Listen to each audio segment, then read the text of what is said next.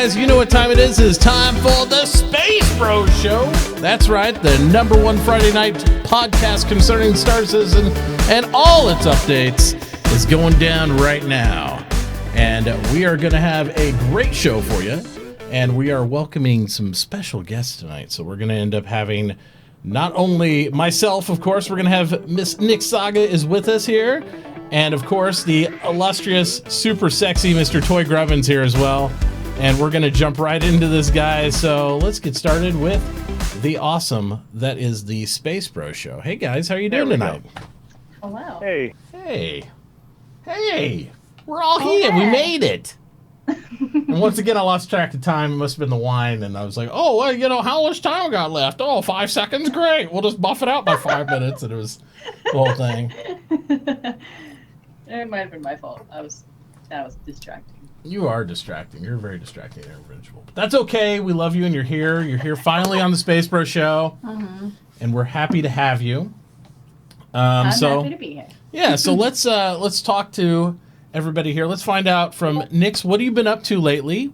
And we do something backwards. We kind of ask people like where they can find you, all that stuff to start with and to end the show. So tell them about you. Tell them what your stream schedule is. Tell them what you've been doing lately. Tell them. Talk to them. Talk to the people. Right. Well, my stream, my Twitch channel is just NyxSaga. My Twitter is at the NyxSaga.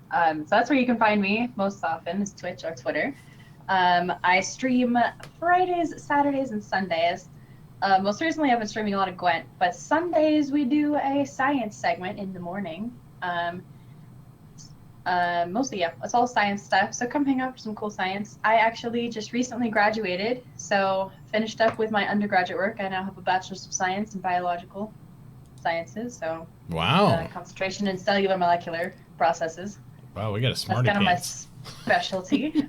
So yeah, that's what I've been up to. But so school just got out, so bit of a break. So I'm deciding whether or not I'm going to start streaming a little more. But I also need to kind of find a real job.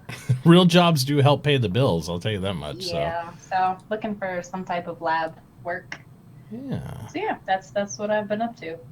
Awesome. Well, again, it's good to have you. Toy, what have you been up to lately, bud? What have you been doing?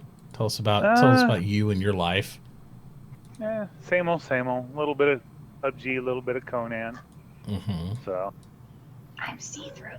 Just you are a little transparent. That hadn't happened until we went live too. It's like perfectly fine. We go live and she's like, all of a sudden she used her sciencey abilities and became stealthy. Chameleon. So, yeah. Yeah. Well, if only I studied chameleons, I did all my undergraduate work on fireflies. So. Well, there you go. I'm just glowing. Absolutely. Bioluminescence. Let's see here. Cropping something else real quick. Fixing stuff in the background. Toy, what have you been up to in Conan, though? I heard there was a new update that came out. And all that jazz. Yeah, it's broken as shit? Pretty much. Pretty much.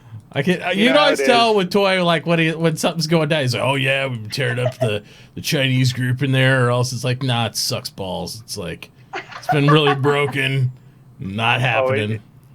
It's hilarious though. They came on to seek some revenge and used 2 Yogg gods on my base and missed everything with both of them. Oh my gosh. They're like horrible. They're like the B-string Chinese. Yeah. They're like the ones that, are working on iPhones and go and jump off the roof, Yeah. It's okay, Nick. Just act like you know what he's talking about. You just nod when he's like talking about it. You're like, yeah, that sounds good. Yeah, there you go. Yeah. You got it now. You got it. You're getting it. All right. They put in some cool stuff though. I am interested to see the elevators and some of the other aspects of that because I did play Conan at first, and it might not. It gets boring to me mostly because you guys kick so much ass with the rest of the Space Bros. There's like no challenge anymore. It's like somebody else comes on there, you just like pwn them all. But yeah, it's fun for the community that likes that and to do that. And I'll just spend the next 6 months in PUBG until we finally get some sort of build a Star Citizen I can play. So, and we'll just keep doing that action. So, but no, today we what I do? I finally set up the Stream Deck and I went ham on it. I added 38 new buttons onto this thing. So if something breaks, I'm blaming the Stream Deck. It's not my fault. I didn't do it. I didn't misprogram anything. So we'll just Is say. that why you had the weird voice today? No, that was entirely something else. When Nyx first came on, this is funny. I actually worked with a voice synthesizer. I can't remember what it's called now, but it's somewhere on there. I found one and I digitally downloaded it.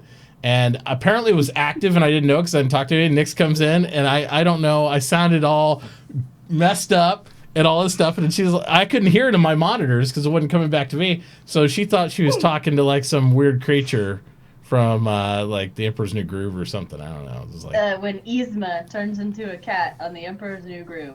And that was what his voice was like. I have a recording of it, so we'll have to. We'll probably find out some point in the not too distant future what I sounded like, and I'm sure it was absolutely hilarious.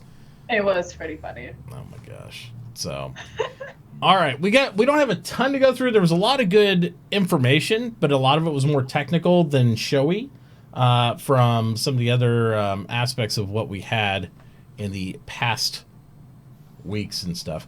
So what we're going to do is we're going to go in here and we're going to jump right into a couple items to start with. Let me go to this button. Maybe.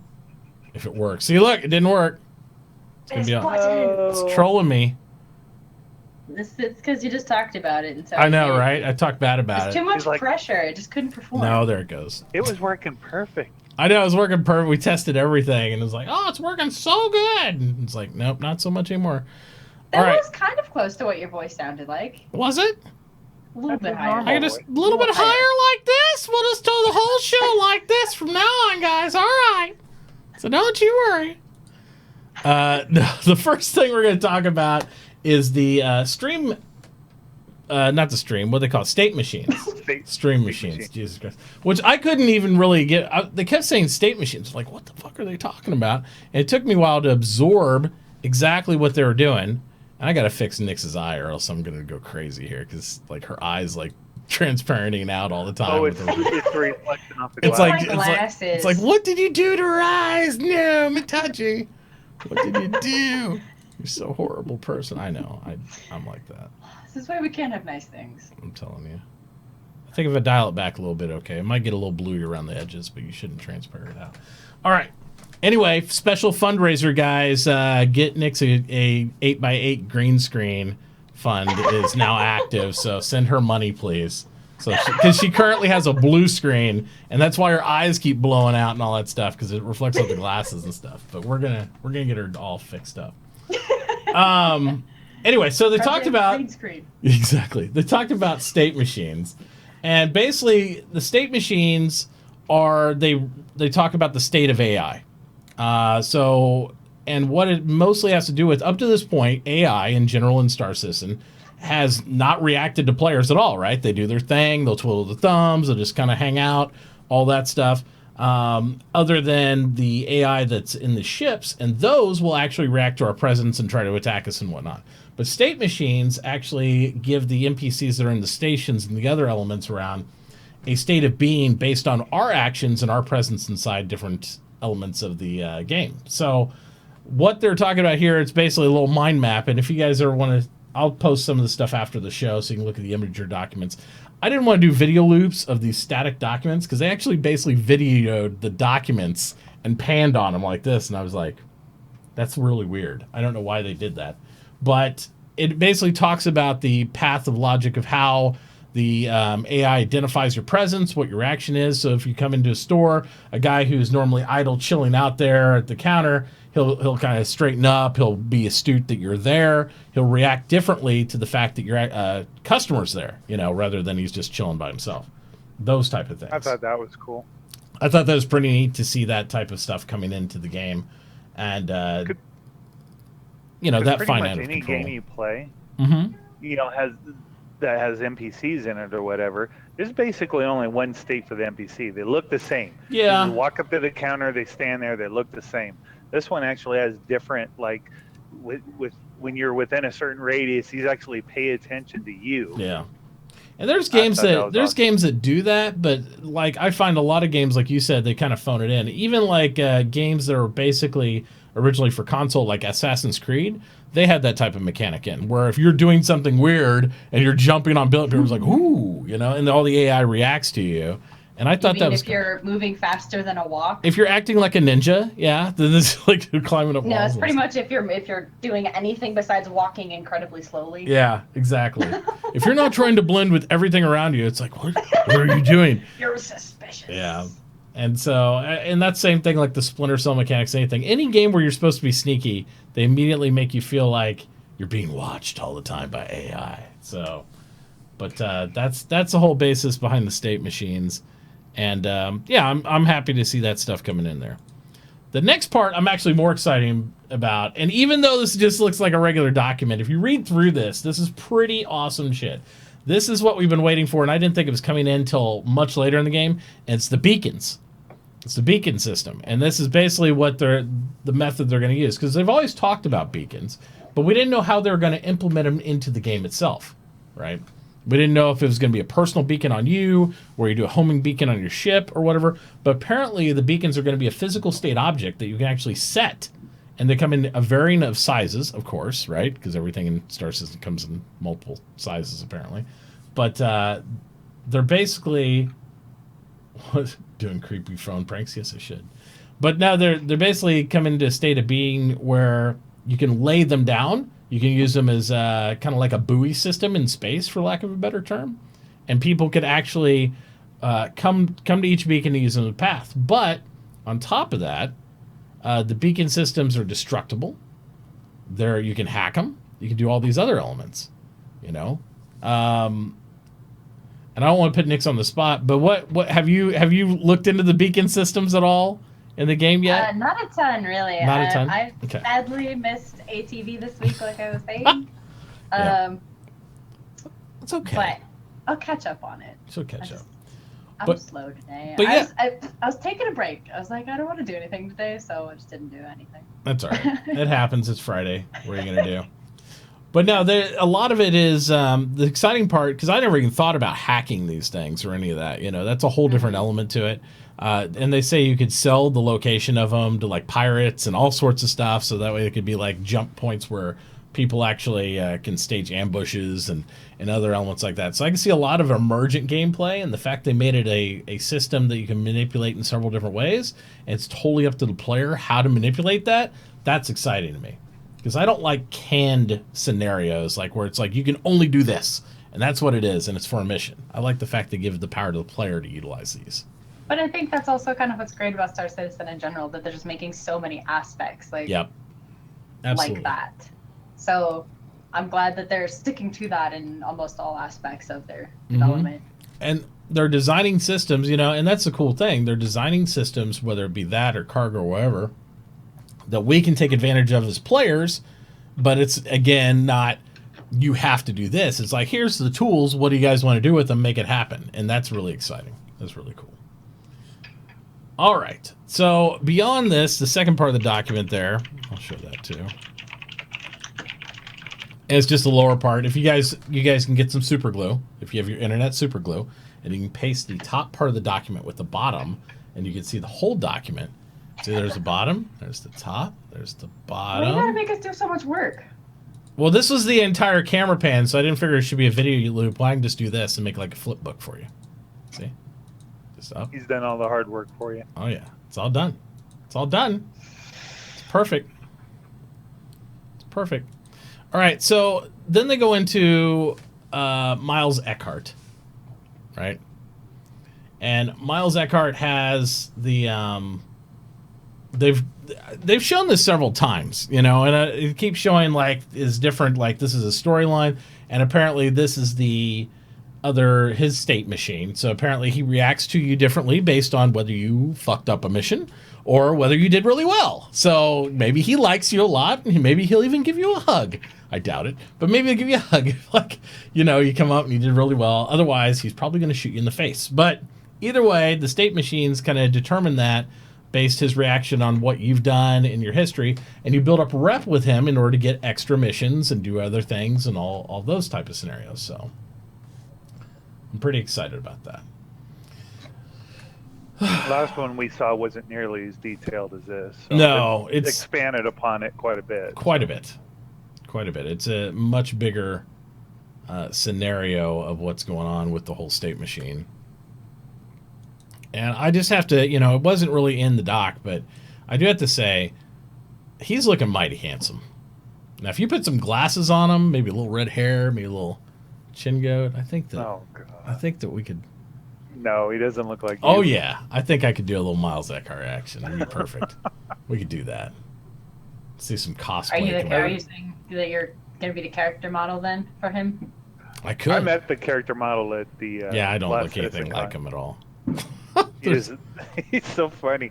He does not. I don't think he likes to be Miles Eckhart, because Miles Eckhart ain't a good guy.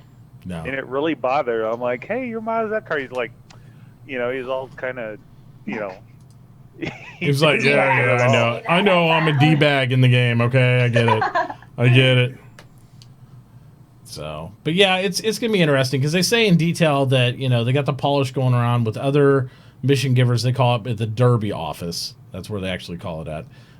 Additionally, they said that quests will be unlocked with a variety of different mission encounters. So they'll chain missions. It won't necessarily always be a go to him, come home, and all that stuff. But we kind of knew that from the previous Miles Eckhart demos from last year, that they said that you should be able to get missions on your Mobi-Glass. Although they haven't mentioned that, right?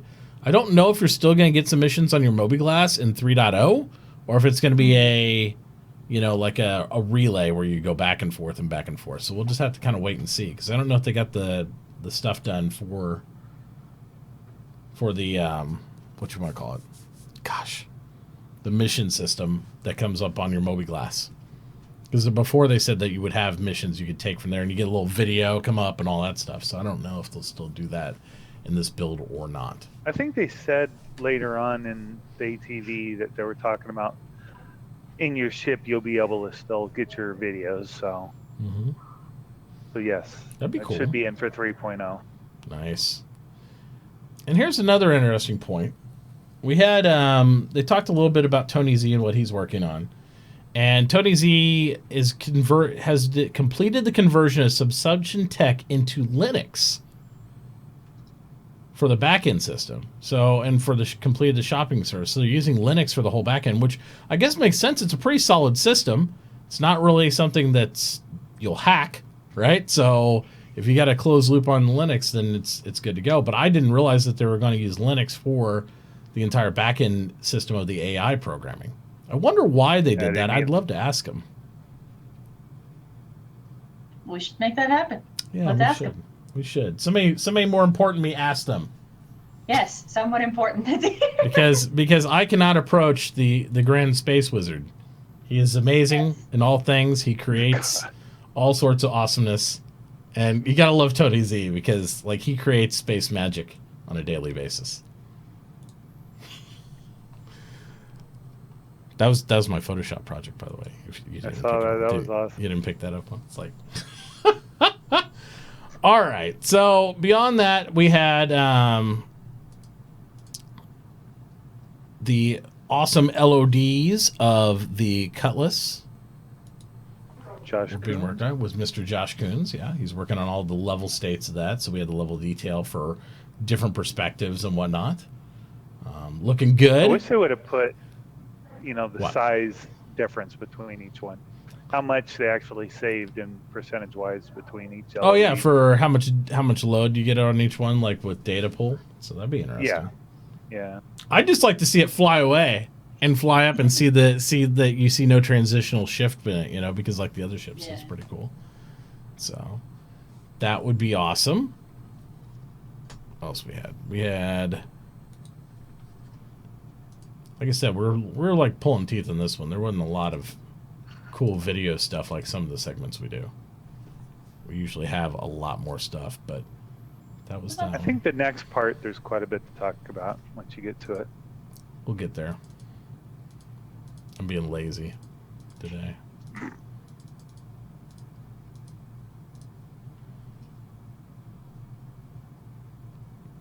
We had someone say that Linux is easier and cheaper to code since they're always rebuilding and editing the servers. Makes sense. I know almost nothing about Linux, so. Well, I mean, it's basically that's what iOS was originally built on, wasn't it? Wasn't it Linux, and then it went over to yeah. And Linux was built from Unix, and it's a whole family tree of awesomeness. So the clip you're showing now is all the G-force poses stuff. Yep. So the G-force pose, me and Toy looked at this. This is pretty cool. Where they're talking about how you're not just going to get the, you know, right now when you have G-forces hit you and you black out, you just get that static state where you're just flying and it just turns red. Well, they're actually going to have your body react and move in the cockpit to the G-forces now. So you're going to get a little bit more disjointed and stuff, and so they can kind of simulate the pressure. And I thought, we thought it'd be kind of crazy if you're wearing Track IR or you're doing a VR system or anything. That's going to really make you sick because it's like you're feeling it and seeing it. It's like, whoa, it's like crazy, but it looks really good. Bobbing all over the place, trying to compensate for it. Absolutely, absolutely. But that is really cool. I'm excited that they're actually putting this in there. Yeah, and the neatest part, that's legit G-force, what it actually does to you.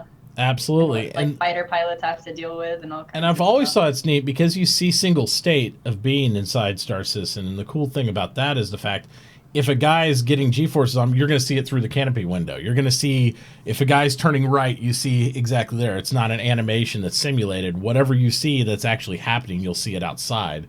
And that's very few games. I think Arma's the only other one I know of that has exact simulation of what you're doing. That's what everybody sees. Everything else is like canned animation tied in with most FPSs and stuff. Yeah, it's not the same thing. So I'm really hopeful that we'll get more and more of those type of elements that we'll see. I can't wait to see like a exposed hull of like a capital ship that's been blown up. And like you see people trying to repair or people being vented out. They're actually real players and you're seeing them like, oh, that's going to be so cool. I can't wait. It's going to be really, really neat shit. You know what's going to be funny to see when that happens is once a majority of people, if they have their suits on, that get ejected out, all pop their beacons at once.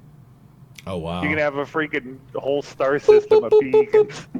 They'll look a lot like fireflies or something, right? You have all these beacons going there like, yeah. Too bad we don't have a firefly expert around here or anything. I know. I know. What would you do? What? Yeah, what? If only you had one. Yep. Absolutely. Come on. This one doesn't want to load. There it goes. I was like, come on, baby, load. Be nice. Finally get the best one of the bunch running. This one? The carry? Yep. There we go. Yep. Yeah. You actually get to see the crouch and carry where we've been waiting for, where this guy needs to work out a little bit, because apparently that little box is pretty heavy. Well, and that's what I had the question about. So they have the the pickup animations for 3 different size boxes, 25, 50, 75, and you place it up to 175 centimeters tall. Yeah. But then they have this crouch carry at 25 and 50 for 25 and 50. Well, maybe if you're getting shot at, I could see it being useful. If you're getting shot at, why are you carrying boxes? Yeah. Maybe it's got the really good beer in it, and you just didn't want to leave it behind. I don't know. I don't understand what the purpose of a crouch carry. I don't know. Like, I'm not either. I mean, I'm sure there's a reason for it. I just don't know what it is. They're probably thinking I sneaky guess if pirates they or showed me a something. scenario in which that would be.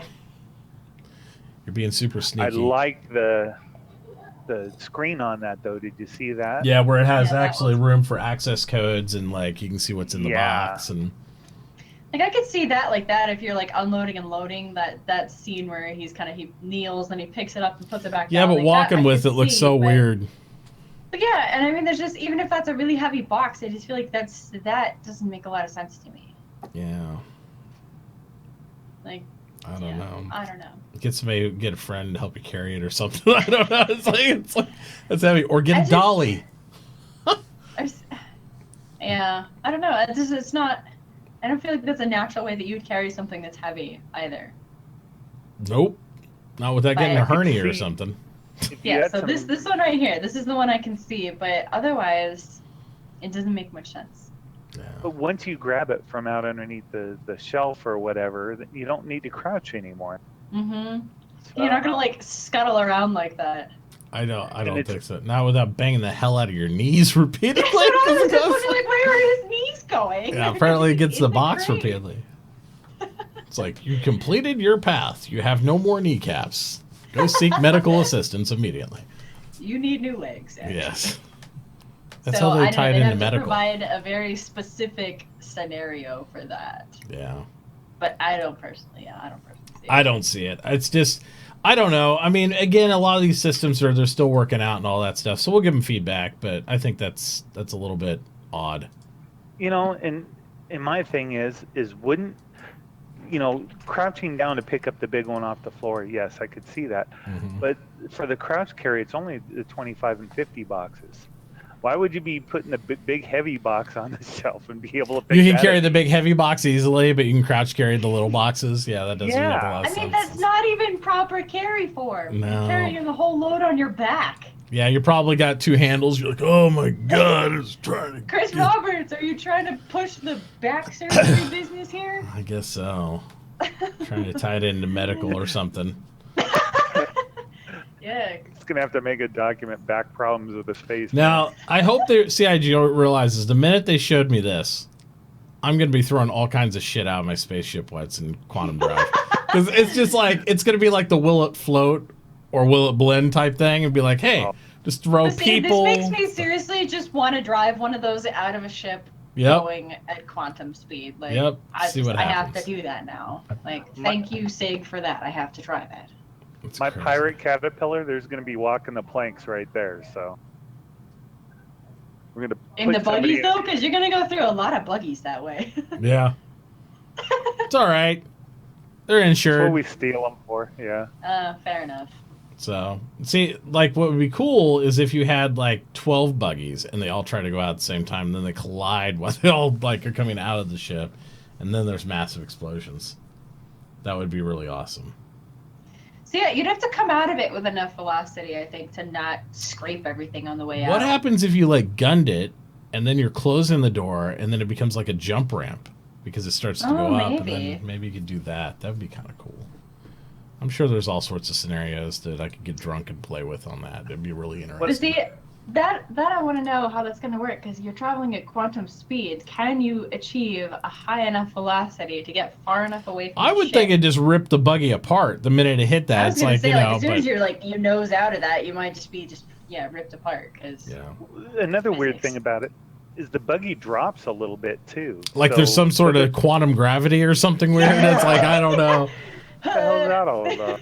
Well, I mean, if you believe in their zone system, maybe inside the zone is like in the quantum field there, it's like its own zone bubble. So maybe it has some sort of own physics or something. Because I always thought it'd be cool if you could simultaneously jump two ships. Can they enter the same quantum field?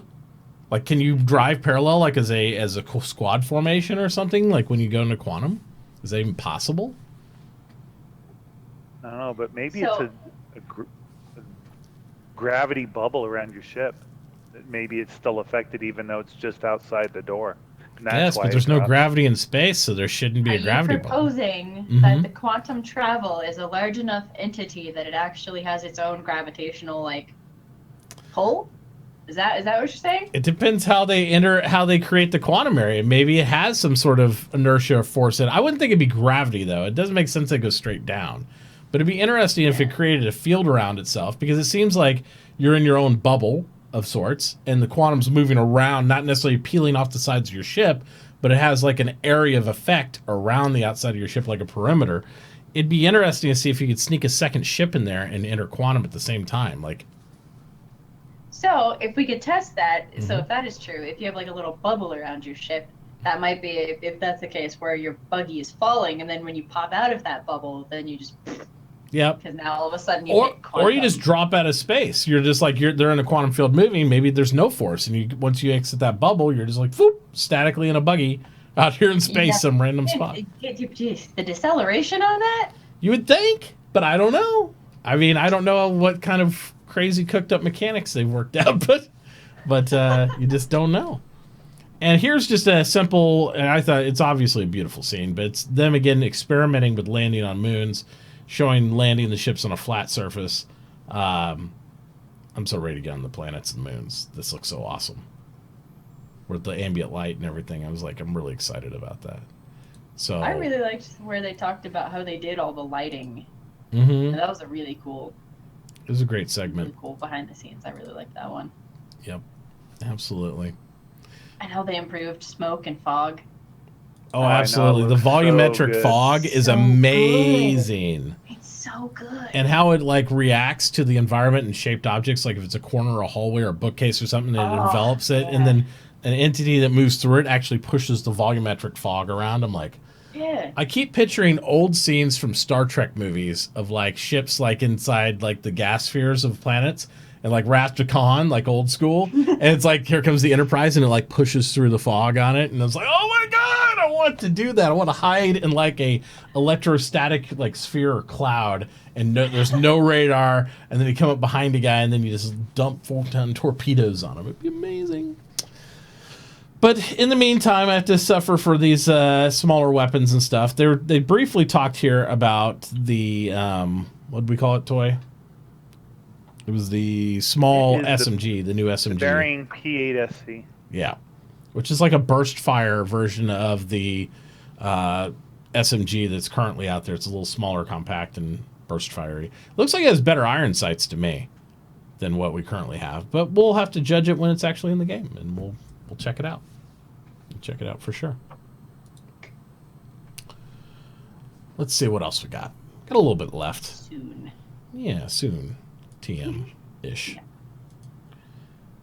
I know we beat the stamina conversation to death. I'm interested to find what Nyx's take is on this, because this is something they've talked about quite a bit with doing their stamina and whatnot for running and everything else. And why I'm a kind of... I support the idea of it. The implementations, what I've seen them do so far, are pretty bad. But this shot was cool. It just shows all the data feedback they're getting from running around and whatnot. But Nyx, tell me what your opinions on the stamina mechanic that they're proposing and they're putting in the game. What do you think? Well, I just clicked on the thing to make it bigger because I can't see it. Well, Let's see. I actually have to watch this because, like I said, I'm a little bit behind. I haven't seen this yet. Well, it's more of a last week thing. So yeah, the last week one is the one you got to watch. That's okay. Well, basically what they showed, we'll describe what we showed on it. Basically, they showed a guy running around the hangar, and he ran around the catwalk, and he made it through the room, and then he, not only when he ran out of stamina did he stop running, he blacked out and fell down the ground. And I was like, wow, that's a little heavy-handed for running about a total of 60 feet. I can see, 60 feet, unladen. You have kind of like the generic, like, winded in certain games where you have stamina, you get, like, the generic, like, winded type of thing. And you can't aim right a little bit. And then they can't run, they're, like, struggling along. And I can buy that. I mean, I think it would be nice if you don't think you should black out and die or anything if you run too far? I mean, maybe 70 feet I could see, but 60 is just a little too short. I mean, I could see 70. But, it's crazy. No, I encourage everybody, if you didn't watch last week's SpaceBro show, or you didn't catch the last day TV, they just kind of snuck it in there. They're like, oh, we're showing stamina, and the guy actually goes red, like we do in the cockpit, and falls down on the ground after running so far. And I'm like, if they put that in any element of this, the first time somebody's running around the moon getting shot at, because there's no cover, right? They're gonna die anyway. You're gonna die of a heart attack because you ran too far. So apparently everybody's secretly fat bastards in this game, and they won't make it. Especially where they're touting, like, you have all these really cool medical advancements where, you know, if you have an injury, they can, you know, repair it super quickly, and, you know, they can knit things together. Yeah. But you're telling me you can't run 60 feet? I don't know. I mean, I'm a little worried about it. Are these suits 1,000 pounds? Maybe so, because seriously, in the other video, the one we're not watching, he ran no farther than from right at this doorway, almost to the other doorway across there, and he blacked out. And I'm just like, yeah, they're gonna have to make some adjustments. So we'll see. Maybe what so. I saw on this video is how much different things they're watching. Yeah. I mean, they have lung fullness, breathe in and out, recovery, exertion, breath oxygen level, blackout, oxygen or blood oxygen. So, I mean, it's just so many different systems all tied to stamina. Yeah. Breath airspeed, breath volume, breath duration, and I see your what's health, your stamina. and I see what some of the guys are saying in chat.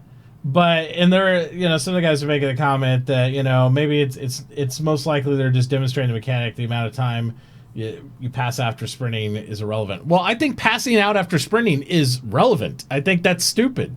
I think that's dumb. I mean, yes, it should impact your aim. It should impact your ability to run again. It should impact maybe your breathing. But you shouldn't pass out and fall down the ground from running.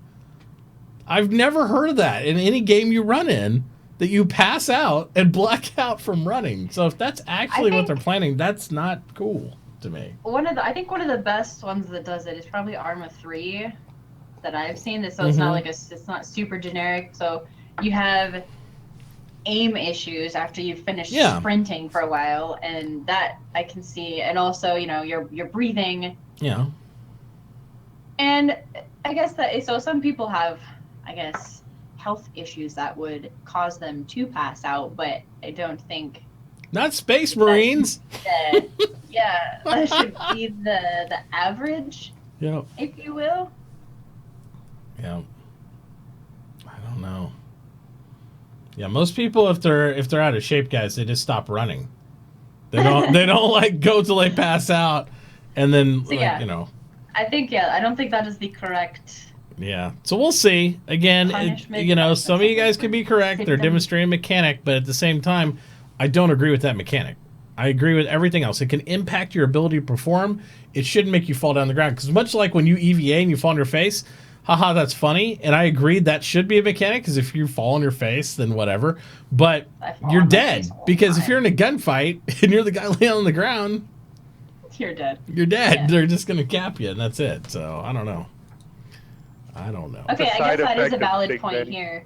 You would if you overcame your suit's ability to replenish your air. So that would, I think, the only one scenario. But you're telling me in this crazy new system where they have all these cool upgraded things, and like I said, the ability to heal and do all these crazy things, that your suit can't keep up with your air demands? I mean, he's not wearing a snorkel, guys. You know what I mean? It's not like he's wearing a dive suit and he's like his only source of oxygen from this little rebreather here or anything like that, So I mean, I guess it could be valid, but I just would like to not see that, because like I said, I mean, where they have all these crazy advancements in quantum travel, that you have a suit that can't keep up with your oxygen demands. It's crazy.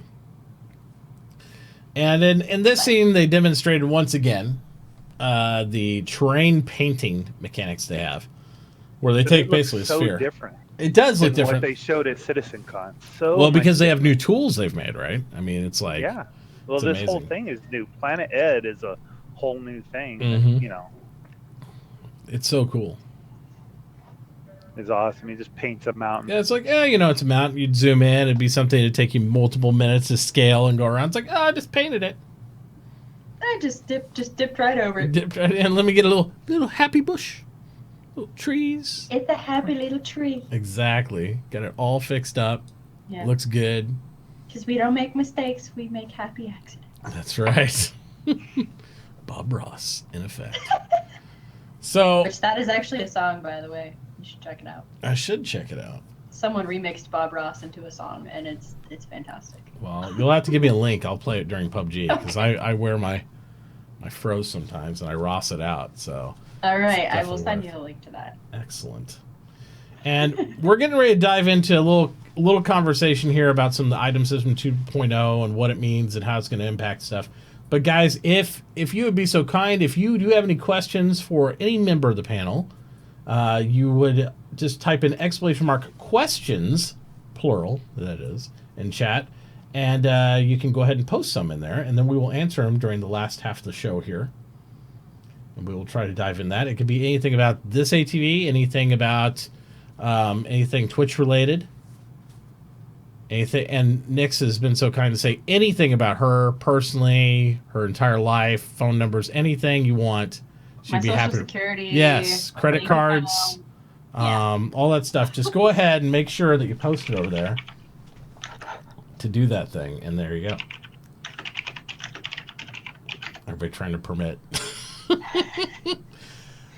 But we'll do that. Also, in addition to that, in celebration of Nyx coming here and out of the generosity of Mr. Space Zombies, we are going to be holding a raffle for a starter package with a Mustang Alpha in it for you. So that's going to go ahead and kick off now. We'll draw it at the end of the show. All you have to do is put !SpaceBros in chat to get into that. And I'll go ahead and add our beautiful VIP backers. And get all those guys in there for our gold subs. So make sure that you use the !questions command. It will take you to a form doc, and then it will populate my Google Doc so we can ask those questions. Things in chat will most likely get lost, so please go over to that, and we'll make it happen, Captain. All right. So the happy hour event, and then they've been alluding to it a lot. We've heard so much about Item System 2.0 for, I don't know, I think over the last year and a half. I don't think it's been something that's been, you know, a lot of people are like, wow, I'm really impressed with that, but it's a lot of information we know. But I don't think until I watched part of the happy hour and then I read through the notes and stuff like that, that we saw all the impact Item System 2.0 has, and all the things that they faked with the 1.0 system. Because I didn't realize that there was a lot of systems. The reason they didn't work quite exactly what they intend in the final build is because basically they were faking it. They're like, this is what we're forcing the systems to interact this way. But once 2.0 came in, now they can actually implement all the systems correctly where they actually react to each other. So I'm pretty pumped about that. How much do you guys know about Item System 2.0, and what are you most excited about regarding Item System 2.0? We'll start with Nyx. Start with me? Yeah. I'm talking most still. Yeah. You're good. You can do it. So what are you excited about with Item System 2.0? It's a good question. Damn it. Don't know too much about it, to be honest. We gotta do better recruiting here for the show. It's like I know, you really do. Like, I don't know what I'm doing here. Yeah. Damn. No, we love you, Nyx. Toy, what are you excited about? I don't know. Pretty much the item ports on the suits. I want to see how that works because that's all tied into 2.0. Yeah. So that'd be pretty cool. I'm just pretty excited about seeing how the item systems react to each other differently than what they do now, because really until the past week or so, I didn't really realize how much they had simulated between the items, like we talked about off the air about the turret systems and stuff, that they basically had faked it, that the two turrets didn't even know that you were operating each one independently, and that's why sometimes we get those T-pose bugs and all the weird stuff, because none of the physical entities on the ships are aware of each other. They've basically duct taped them all together on a ship, and they're all flying. They're aware of you, and they're aware of what part of space they're all in, but they don't interact with each other to the way that they will in 2.0. So that's pretty awesome. That means, like, that's what enables us to have things like repair systems. It enables us to have power conduits, pipelines, different things where if you overheat one system, the lack of power of everything will impact the whole ship. Right now, we've seen bugs over the last year where your engines work even though your engines are gone. Right? I mean, you can get a whole engine blown off and I'm still flying around. But they're starting to make it to where, well, if you don't have that engine, then this engine's going to be impacted by that more, and different elements of that. And most of those flight issues and everything are impacted by the individual systems being destroyed rather than the group. So it's going to be really interesting to see how they do those things. One of the statements they said was Item System 2.0 isn't a single entity, but the technology that allows them to customize objects infinitely more than before. The CryEngine before used logic blocks, which work well, until you wanted something different from them. The Item System 2.0 removes the logic from the blocks and allows developers to put in whatever they'd like, so that way the entities can react however they individually code them and then react to each other. So instead of getting into a ship and having to automatically just turn on because magic, hey, I'm in the ship, you can now get in the ship and just sit there. From there, you can turn on individual systems and flip switches and turn them off at any given time, which would also empower us to do what me and Toy have talked about for months and months and months. I could leave my ship running and get out of my ship, right? It's not like an auto shutoff. So it's like, I always thought it was dumb where if I had to get on my ship real quick, maybe I want to hurry up and shit and get in. and get out and leave the car running. So, it's like that might be a thing. So now you'll be able to do that. It's not auto shut off. Yeah, it was stupid. Anytime you got out of your seat, your whole ship shuts off. So absolutely. But yeah, and then it has to repower up and put the shields back up. And you go through the same exact time delay, right? Shields are down. Yeah, the same time delay. And now you can impact that. If you know a faster way to turn on your systems, like what you want on, you could shut it on, shut it off differently, do different component systems like that. They also talked about you can also have a co-pilot now manipulate the shields in specific ways as to how much power is diverted to them, the directions the shields can be focused, the power diverted from weapons to engines, and give a better chance of escape. So instead of a static thing like you have this pool and we'll just shut down this and that, and we thought we were impacting it before, now it really will. It will really matter. It's not some canned response. So I'm pretty excited about all that stuff. There's a lot of stuff. There's so much potential, right? Lots of potential unlocked there. They said a couple keynotes there just to add in, because a lot of people are looking forward to this, but it's not going to be in 3.0. Locking your ship more than likely will not make the 3.0 build, unfortunately. So all the people that are worried about me stealing their ship, you got to worry about it a little longer. So you can't lock it. But design is... It still doesn't matter if someone steals your ship at this point. Yeah, and it's because they don't want to... They're not putting a simple locking mechanism on it, right? That's not what they're doing. They want to put a lock that a security system allows passage to specific passengers. So if you're in an org or you have a friends list and you want to be able to permit those specific people to get in and out of the ship, you can. And that's more what we're waiting on. We're waiting on the permission systems for the finish coding that, because they can just make a lock, but they don't want to just do that and just replace it. They want to go ahead and make sure they have the full system in place before we start to do that. But they did say they're going to make it so the P-52s will be able to disembark off the Connies. Yes. For 3.0. They did. That's so more exciting. Than anything, and I can't wait to see. That's something else we should talk about too, because there's a huge issue all over Reddit, right, with the whole ship-to-ship docking, right? There's a whole thing because who was it that said that? I can't remember. It was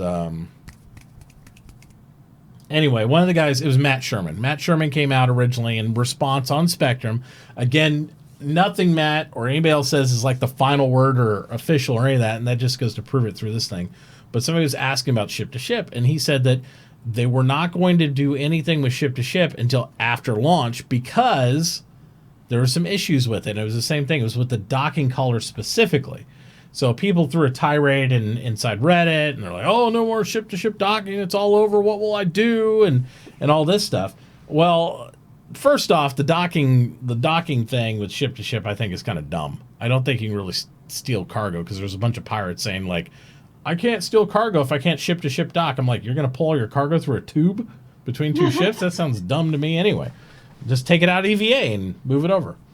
But no, they came in and they said, well, that aspect is the only one that won't be right away. They're still readily going to be able to do the P-52s docking to the ships. They said, I think they even said they already had that in a working state. Like they've already worked on it internally in their dev builds and stuff. So that's ready to go. They're also going to, you can still moor your ship to a station.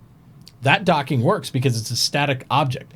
The issue they're having is when it's two mobile objects, like two larger ships, and they're floating around, and then they try to moor them together with a docking collar, everything blows up. So they just recommend not trying to do that. That's a big issue there. So thank you for sub, by the way, Ollie. I saw that corner of my eyes, all the red skulls come up. Absolutely. So yeah, so those are exciting things. So it's the docking collar debacle is not throwing off any other aspect of what they're trying to do. They said also that they had a working state, I believe, on the caterpillars, right? The command modules and stuff like that. Those are all going to be something that's not halting the progress on. Because me and Toy were concerned about the Merlins being able to moor to the Connies, and then you're supposed to have the Endeavor and the caterpillars and all these ships be able to separate from command module. They're still going to be able to go. No problem. So I think that's going to be pretty awesome stuff. Couple final notes on the 2.0, and we'll get ready to do the questions here. If we have any, I haven't looked at the doc yet, but we'll find out in a moment. Watch, I'll go over there and there'll be like 5 questions. So, and whoever asks the best question tonight will get a piece of hanger flare, by the way, if that's any enticing. Woo, So, hanger flare. So whoever asks the best question. Who's the judge of which question is the best question? Though? Nyx. All right. She'll get to decide what the best question of the night is. Your hanger flare fate is in my hand. There you go. So be ready for that. So it better be a goddamn good question. Well, that way also after you're gone off the show, they can't blame me. Because you'll be, so that works for me. If they yell at you, I'll yell at them back. All ships have been converted to the item system 2.0 for 3.0. So all the ships are done. So whenever I was asking about their backlog on them, everything's done. Supposedly. So they can't go back and say, oh, don't worry, we got to go do the Hornet again on item system 2.0. That's supposedly been done. And for the first release, there won't be any restrictions on ship components. Like I said, they won't impact each other to the degree that they're capable of, because they're just kind of making sure that the data is flowing through each before they put restrictions on them. Like they don't want to make it to where specific ones are going to be up or down, or component systems and all that, so it's not going to be a huge issue. Oh yeah, I'm going to have to watch that. Thank you, Nyx, for that link. I just looked over. It's like, oh, that's going to be good. I also posted it in chat as well. There you go, so everybody can enjoy it together. Yes. So yeah, so all those things will be in there, and then down the line they'll tweak certain component systems and allow all those to go in and check all that out. So why dig up questions? Why don't you, Nyx, tell us when you're going to stream next and what you're going to be streaming?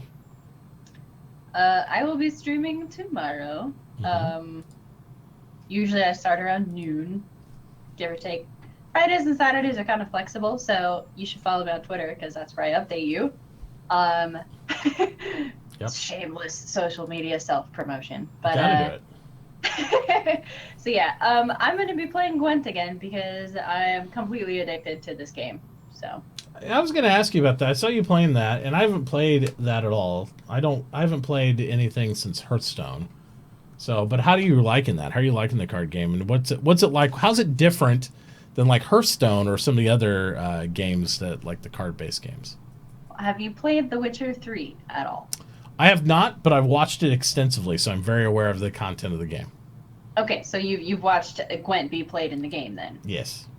Okay, well, the nice thing about this is they've added a ton of depth to it as compared to The Witcher 3 Gwent. They've changed a lot of the abilities, so they've completely reworked all of the decks. So with this deck, they've added they've added, it's kind of similar to Hearthstone, which was an aspect that was not in The Witcher 3, was the ability of cards to damage. So you have cards that will damage the other side, so that you're kind of fighting for the point system that way. Yeah. Whereas in the original Gwent, there was no cards that necessarily, besides the Scorch card, that really damaged cards on the other side. They've added a lot of synergies within the deck as well, so you actually really need to focus on deck building. Yeah. So to build a specific type of deck. So my favorite deck right now is the Scoia'tael deck. I've been playing the heck out of that one, and which is kind of a surprise because I don't particularly care for the Scoia'tael deck in The Witcher 3 at all.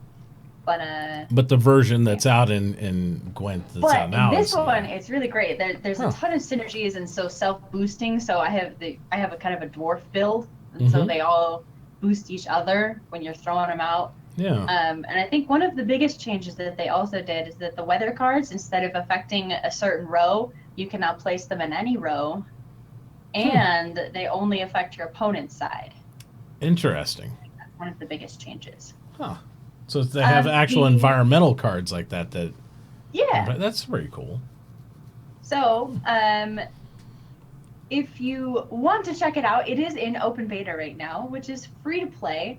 I highly recommend it because it's a ton of fun. I played a decent amount of Hearthstone, not a ton, but I like this one a lot. I think I'll watch you and make my determination there. I think that'd probably be the best way for everybody in chat to do too, because then you can see it played live and ask questions. Come hang out tomorrow, and I will tell you all about Gwent and how to play it. I'm not a Gwent expert, but I mean, you get to see the game. My matches. So. There you go. There you go. That's what I'm talking about. All right. Toy, what are you going to be up to this weekend? I don't know. You gonna be messing more test builds of Conan that's totally fucked up, or? I don't know. We're trying to make the fire bombs right now, since those are new too, the little handheld fire bombs. There's like one NPC in the entire game that drops the piece for the fire bombs. Nice. And you need 5 of them to make one fire bomb. So I don't know. So it's easy, you're saying, right? Yeah. Really readily available and easy for everyone to take advantage of. Great. So I don't know. What could possibly go wrong? Nothing at all. PUBGing it this weekend. Can you make a firebomb in an elevator? That'd be so cool. So they have some traps that aren't implemented in the game yet that look pretty darn cool. I can't wait for traps. I will come play again when they have traps, because I just like to set traps and troll people. They have this spike one that you can put down, and you could put it over the top of the ceiling tile. Yeah. And when they walk over it, the spikes come up through the ceiling tile and one-shot kill. Can't wait for that to be in the game. Can you use it against your own org? Like your own clan? That would be cool if you could. You'd be trolling your own people. It's like, no, it's all good. Come on in, Tommy. Hate Reapers. So, no, I just troll my own guys. It's more fun. All right, so let's go ahead and start. We got a good amount of questions here. Let's do this. All right. Well, I'll be paying attention because I have to judge the best one. Exactly. So question number 1's from Kamikaze. Might want to take notes. Okay. And Mods can't win hanger flare. Yeah, mods can't wear hanger flares. But still, I'm pointing that out right now. We'll give her. She can do a runner up and all that stuff. So 2 questions he has. Oh, you're doubling down on me, Kamikaze. I see how you are. Number 1, how do you think they will deal with players and missions? I assume that mission givers like Miles Eckhart, and not having a line of players out the door of the bar, all trying to grab the same mission from one guy. So he wants to know, since it's not. Well, I mean, that's interesting, because it's originally it was they were talking about using the instancing, right? That was my first reaction. That I was gonna say, I don't know, maybe they could do instancing, but that kind of would be, I don't know if that goes. But they're trying to get rid of instancing now, according to Chris Roberts, right? They're trying to make it single shard universe if they can. I mean, to a certain degree. But see, I think to make it more realistic, you'd almost have to have instancing, because he's giving out the same quest to 1,500 people. What I would say, this is just my hypothesis, and you guys tell me whether you think this would be good or not. Maybe you get your initial quest from them there, but if they do have the Moby-Glass thing integrated, you could have hundreds of people talking to them, getting precursory missions, right? On the Moby-Glass, they don't have to be at the bar. So maybe you initiate your quest line there, but then you're like radio talking to them. So you wouldn't have everybody doing the relay coming back, waiting for them and waiting in line for somebody else to talk to them, stuff like that. But you still have the initial interaction. You do it, and if everybody gets the same quest on the same day and run up there, then yes, you might have a little bit of line. But, you know, if a guy is a nefarious criminal or a whatever, and you're supposed to have a meeting with him, you know, if he's a drug dealer or whatever, and he's doing a drug deal in front of you, you got to wait your turn. I mean, that's just how it works. And I hope they do that. I hope, you know, if he's sitting there talking to another player, and another player runs up to the bar, I hope he, you know, turns to him and says, "I'm busy right now." Yeah, that would be awesome. Wouldn't that be awesome? Yeah. The AI did that? Like, you know what? If you want a mission, you better get the hell out of here right now. Private conversation. Yeah. Or if he just turned around and Guido'd him, just shot him like Han Solo things, like. That'd be great. And then you wouldn't be Greedoing him because Han Solo shot first. Oh, don't get me started with that. Good God. We're going to have a debate about this now. That film was doctored. Oh, boy. And then the second question was for Nyx. And the second question was, does Nyx play PUBG? Nyx does play PUBG. Nyx is not very good at PUBG, but Nyx likes playing PUBG. There you go. I technically have had 2 winner chicken dinners, although well, there you I go. Been a part of either one of the finals of that because it was with a team. So I've mostly been playing with Texas Skulls and a Nightcap. So, and occasionally Grit when we can track him down. Grit's better, but Sounds good. Well, you'll have to get in with our group sometime. That'd be fun. PUBG is on the list of things I want to be playing, but my Gwent addiction is just a little too strong right now. So PUBG it's still fresh. A little bit of a back burner. So yeah. Yeah. Did you hear about the new maps they're supposed to have? Herman Nurples, that is not true. It was not a pan. It was a scythe. There you go. And it was Texas, so he automatically deserved it. Of course, Texas deserves it. Sorry, I did not hear your question because No. I said, did you hear about the new maps that they're coming out with in about 6 months for PUBG? I did not hear that. There are 2 new maps they're doing, 2 complete new maps that they'll have out for PUBG in about 6 months. So probably about time that you're in between Gwent, Star Citizen, and needing something else to play, you'll have some more PUBG action. Well, cool. I also have to do Season 5 placements in Overwatch, so there's tons of things I need to do. Just a line of stuff beating at your door. You gotta get done. It's so hard. My life is so hard. I don't have time for all these games. Oh, man. All right, next question from Shadowspear. Says, with the item 2.0, how much stronger or weaker do you guys think ships will be in 3.0? So how do you think it will impact ships? How do you think, will they be stronger, weaker, or stay the same, or what do you think? I'm not sure I understand the question. They want ships to be real strong because they don't, remember, they don't want people to die easy. Yeah. So they need to make ships like stupid strong. But they should make them fairly easy to disable. Easy to disable, strong, harder to kill. That would make sense. But I think pertaining to... more tanky? Yeah. Because if they want you to board them and salvage them and disable them and loot them and all that stuff, they're going to have to be... we insta-pop so many ships right now in the PU. It's like... there's nothing left all the time, so... You're going to have a new character every 5 minutes. A day. Yeah, that's not going to work.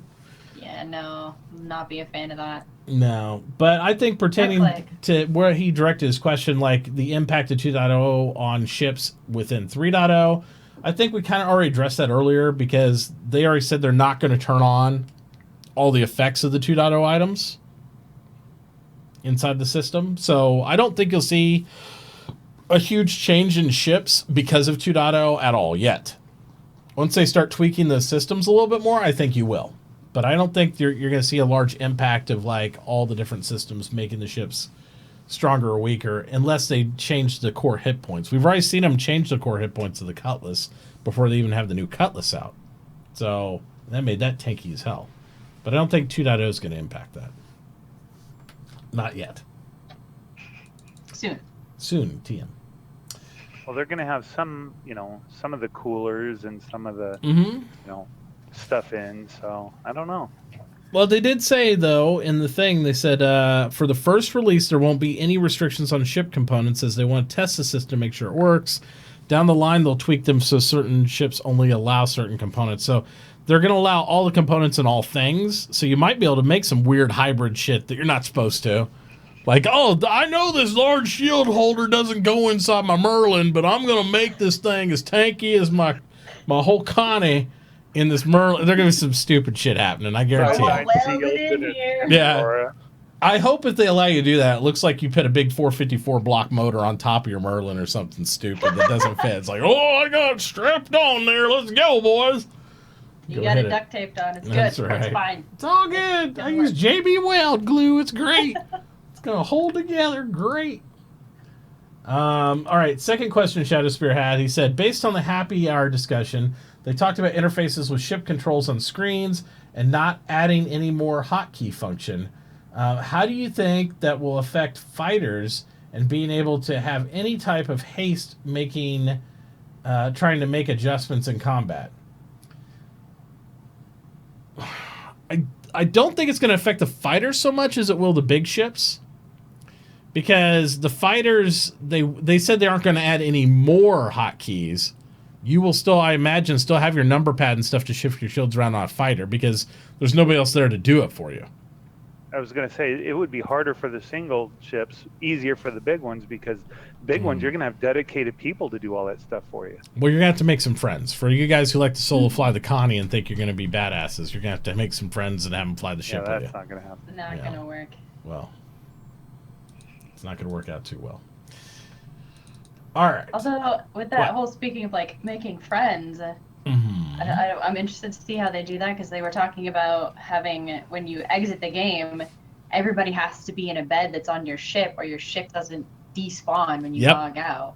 Just be floating through space. So isn't that going to be weird? It's like, go to sleep, John. So weird. Go to sleep. Go to sleep. I want to go to bed. I can't go to bed till you go to bed.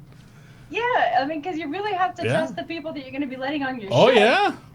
Oh yeah. I mean, if you go to sleep and log off, then they're like, "Hey, look, free ship." How much social drama is that going to start? When somebody wants to troll you and they just don't want to get off your ship, they're like, "Well, I'm not getting off the ship. I'm not getting off the ship." Yeah, until you punch them and shove them out the airlock. Yeah, you shoot them in the face and like this knock their corpse out. Like, well, you got off the ship now, didn't you? Yeah, well, how much fun? How did that work out for you? Yeah, how'd that work? There's so many different scenarios they're going to have to worry about later, because, you know, what happens to all the people that the internet goes down while you're sitting there flying your ship towards a planet? Ooh, yeah. Yeah, and so especially if it's like a big ship. Well, I would think people on your ship, so it's going to be there still. Yeah. It's not going to despawn. Yeah. Yeah, I think that people that DC, but they did say at one point if you DC or something like that, they might have it where NPCs take over your body. So, and if there's NPCs active on your ship, then I've heard they'll still try to fly to a port or something like that, right? If they're not. So I don't know. That's going to be weird because What if you're in the middle of some big pirate battle? I think it'll suffer from the aggro mechanics of mini space sims, right? To where if you're under fire, they're not going to let you do a logged off ski. And I know that's what they're trying to prevent with the bed thing. They don't let you load up a bunch of troops and they'll be able to go somewhere, log off, have a single scout there. We used to do this in EVE Online all the time. You'd log off your whole fleet, right? And they go safe after about 5 minutes of sitting there. They'll fly safe and go off screen, and they're not detectable because they're not on grid anymore. Then you have one guy sitting there, so when the enemy fleet comes in, they see one guy, they try to jump him, then everybody logs on. And then all of a sudden, boom, a whole fleet's there. That's dirty as fuck. It is dirty as fuck, and it was fun as fuck, too. But it was like you could just trash superior numbered fleets because we'd use it with stealth bombers and do this. But then they made the mechanic of aggro, where if you commit to or you give any aggro at all, you don't log off for 15 minutes. So all these guys would log off thinking their ship's safe, like, oh, I got shot and I'm going to run, and they'll log off. Their ship sits there even though they're disconnected. And then you just blow up their ship when they're offline, and then they come back like, oh, shit. Lost all my stuff. You little bitch. So I think they're going to have some aggro mechanics that we'll have to deal with too. So they aren't going to let you do log skis like that. I'm more interested in how the scanning systems are going to work as far as probing. Like, can you probe up somebody that's like in a safe spot? Because yes, you can run a scan and see what's around you, but can you scan them to the point where you can warp to them or quantum to them? That's what I want to know. Like, how do I track down somebody and jump to their location when they don't want me to? I mean, we know beacons are out there. So are you talking about like if you're logged off, if you could do that? Because it would almost be the same thing where you could just sit there and spawn camp somebody, basically. Yeah. Well, no, but it's like, say you had a bounty on a guy and you're trying to get a guy and he just logs off. Like, he should persist in the universe for a minute or some amount of time to give you the opportunity, not necessarily guarantee. But if he shot at you or did some sort of aggro, he should sit on grid for like, a few minutes before he gets to disappear safe. Okay, that's fair. I thought you were talking about like so you could just find somebody who is logged off. No, not just anybody. That way if somebody's trying to gank people like a pirate and then he just wants to log off, I think he should persist in the universe so that way you can still find him for a certain duration of time. You have like so many seconds, minutes, whatever, to like go get him. You can take out a bounty on him and give him the coordinates, and then just have everybody come sit there and wait till he logs back on. You could. Well, we used to do that in EVE too, because people would log off like their Titans and stuff trying to hide, and we'd sit there for days waiting for them to come back. It was a very sad and pathetic life. Better to do. Yeah. Well, I mean, those are $3,000 ships US, so I was like, yes, I wanted to get the kill mail. And I didn't have anything better to do, unfortunately. It was a sad, sad period of my life. Okay, sorry, that was my fault. That was a very long sidetrack, but yeah, that's okay. But no, I think the log mechanics are very important. I think it's going to be an iterative thing, right? I mean, we're gonna try the bed thing. That's their plan right now. We'll see how that works. I think it's smart. I don't know. I think it's going to cause a lot of social drama for you and your crew in a ship, and we're going to figure it out. So. Well, I think it will. I mean, and I think it's going to, I think almost in a way discourage people from picking up randoms. Yeah, I mean, unless you know a drop-off location of where you're going to take them and you have a plan, like we're going to drop you off right here or something like that. Or if you're going out on a patrol or you're going out exploring or anything, you're not really going to want to take more friends than you have beds, ever. Because if you don't, then you're like, oh, well... Well, I guess we can never log off. Yeah, exactly, and that's not going to work out. That's a huge thing in Conan, because there's really no permissions. Once you're in the clan, you can do anything. So you don't invite strangers into your clan in Conan. No, they can do anything they want to do. Because they could blow up your base. I mean, anything, literally. They don't have to blow it up. They could just like undo pieces of it. And just like the whole thing will fall down. It's like, oh yeah, I'll pull this column out. Yeah. You don't need the one at the bottom here, do you? Yeah, well, you don't need the structural support, do you? I know it's holding this whole thing on the mountain, but it's all good, right? Well, there's a radio menu to break all the blocks at once, so they could bust a whole, as long as they're connected. They can break your whole base by breaking one block. So yeah, absolutely. You have to have total trust in your friends in that game. Absolutely. That's why Mitt doesn't play with us anymore. No doubt, I don't trust any of you fuckers. You guys like evil. Just fuck with me all the time with it. So the next says you who was like, I want to troll everybody by spike trapping them. Well, just my own teammates. I mean, not everybody, you know. It's like so. Twerk. Well, let's not go into that whole deal. That's a whole different deal. To yeah. We tried to. You probably weren't around at the time, Nyx, but we tried when Conan first came out. Redacted tried to have a redacted server where we all played together, and then I was like, that work out for well, the SpaceBros were there, and we came on, and we were like, okay, so this is just whatever goes, right? It's a PvP server. Yeah, it's a PvP server. I'm like, well, fuck yeah, it's a PvP server. And then we went around and raided every single person's base in the entire server, and then everybody got mad at us, and then people quit. That's basically how that went. I was like, you guys said it was PvP. I don't know. This is how you lose friends. But we want PvP with rules. They want PvP from 9 to 5 on Tuesdays only, and then I was like, oh, I'm done. We're just like, we want a Republic server. So bad. It was so bad. It got really bad. So people are mad at me. They never talk to me again. It's okay. I understand. But I still won. Citizen Shenanigans asks, he says, what do you think about AI versus NPC, that's a wine talking, versus real player? Should there be encouragement to multi-crew, disadvantages and advantages for each? So again, what do you think about AI versus NPC? I don't know if there's a difference there, versus real player. And should there be encouragement to multi-crew, advantages / disadvantages for each? Okay, so the AI is probably like the pirates you come across. The NPCs, of course, are the NPCs you hire to man your ship, right? I assume that's what they mean. I did link you guys the documents too, so you can read, because I'm having problems reading some of my friends' broken English, because they almost write worse than I do sometimes. Oh, okay. But I don't know what's the subsumption they're talking about. Yeah. They should have, if they're going to have NPCs that you hire, that some are good and some aren't good, they should have that same mechanic for any AI you come across while you're out doing missions too. Yeah. To a certain extent, you still have your low-level missions that you're not going to have any ace pilots out there, because then nobody will ever be able to get those beginner missions done. But maybe one of the group or whatever once in a while is better than the average guy. So I don't know. I think we kind of crossed some of that versus NPC, like crew wise, versus your own friends, right?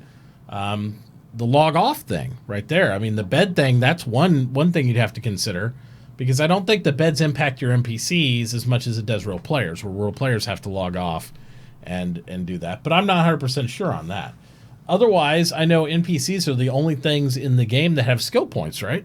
They're the only things that you can actually train and try to get better NPCs and grow them as that.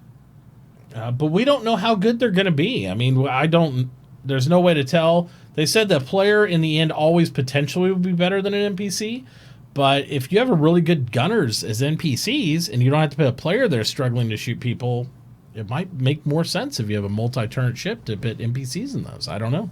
And have your friends be doing the repair work, the important shit, where you don't want to have an NPC going through some sort of slow cycle to patch your holes in your ship. So, yeah, I don't know. That's a great question. I think there's definitely advantages and disadvantages, but we won't know them until we play with it. So I clicked on the thing you sent me, and it's just an empty form.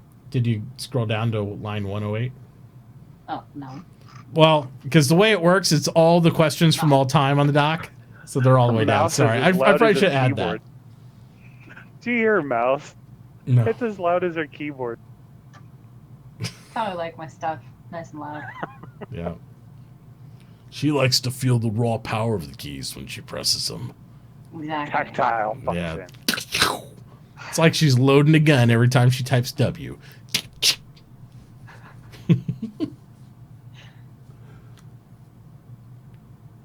So, yeah, I don't know. What do you think, Nyx, about the NPCs versus real players? I think we covered kind of some of the pros and cons, but we're not going to know more until we can actually get in and see what these NPCs will be like on the ship. I think that, like you're saying, that there'll be certain scenarios where it might be better to have an NPC. Yeah. But also certain scenarios where you need a human that has the, decision making and quick reflexes to do things like ship repair. Yeah. And maybe you don't want to listen to your friends all the time. Like, I get tired of listening to Toy all the time. It's like, give me an NPC over here. Toy, go to bed. Go to bed, Toy. Log off. Let's see, who's the next one? And I accidentally deleted all the questions previous, so that way Nyx can't cheat, and she has to be taking notes and remember who's the best question. Next one's from House Ordos. He says, where/how? I love you guys with these slashes. Where is, like, where/how? Do you think we will be getting inside the Reclaimer? Has to have a normal multiple entry points. Have you found any footage shown in the section? I have not seen video that exposed the secret doors of the Reclaimer yet. I have seen cool scenes of grindy blades, cool claws that eat shit. They're really awesome, like walking next to it with all the steam coming out of the engines. And, yep. Oh, I love it. I don't know how people get in and out of the damn thing yet, so I haven't seen that video. So I thought I saw a ladder on something at some point. So I don't know if it has like elevators or anything. I think it being an industrial, it's going to be.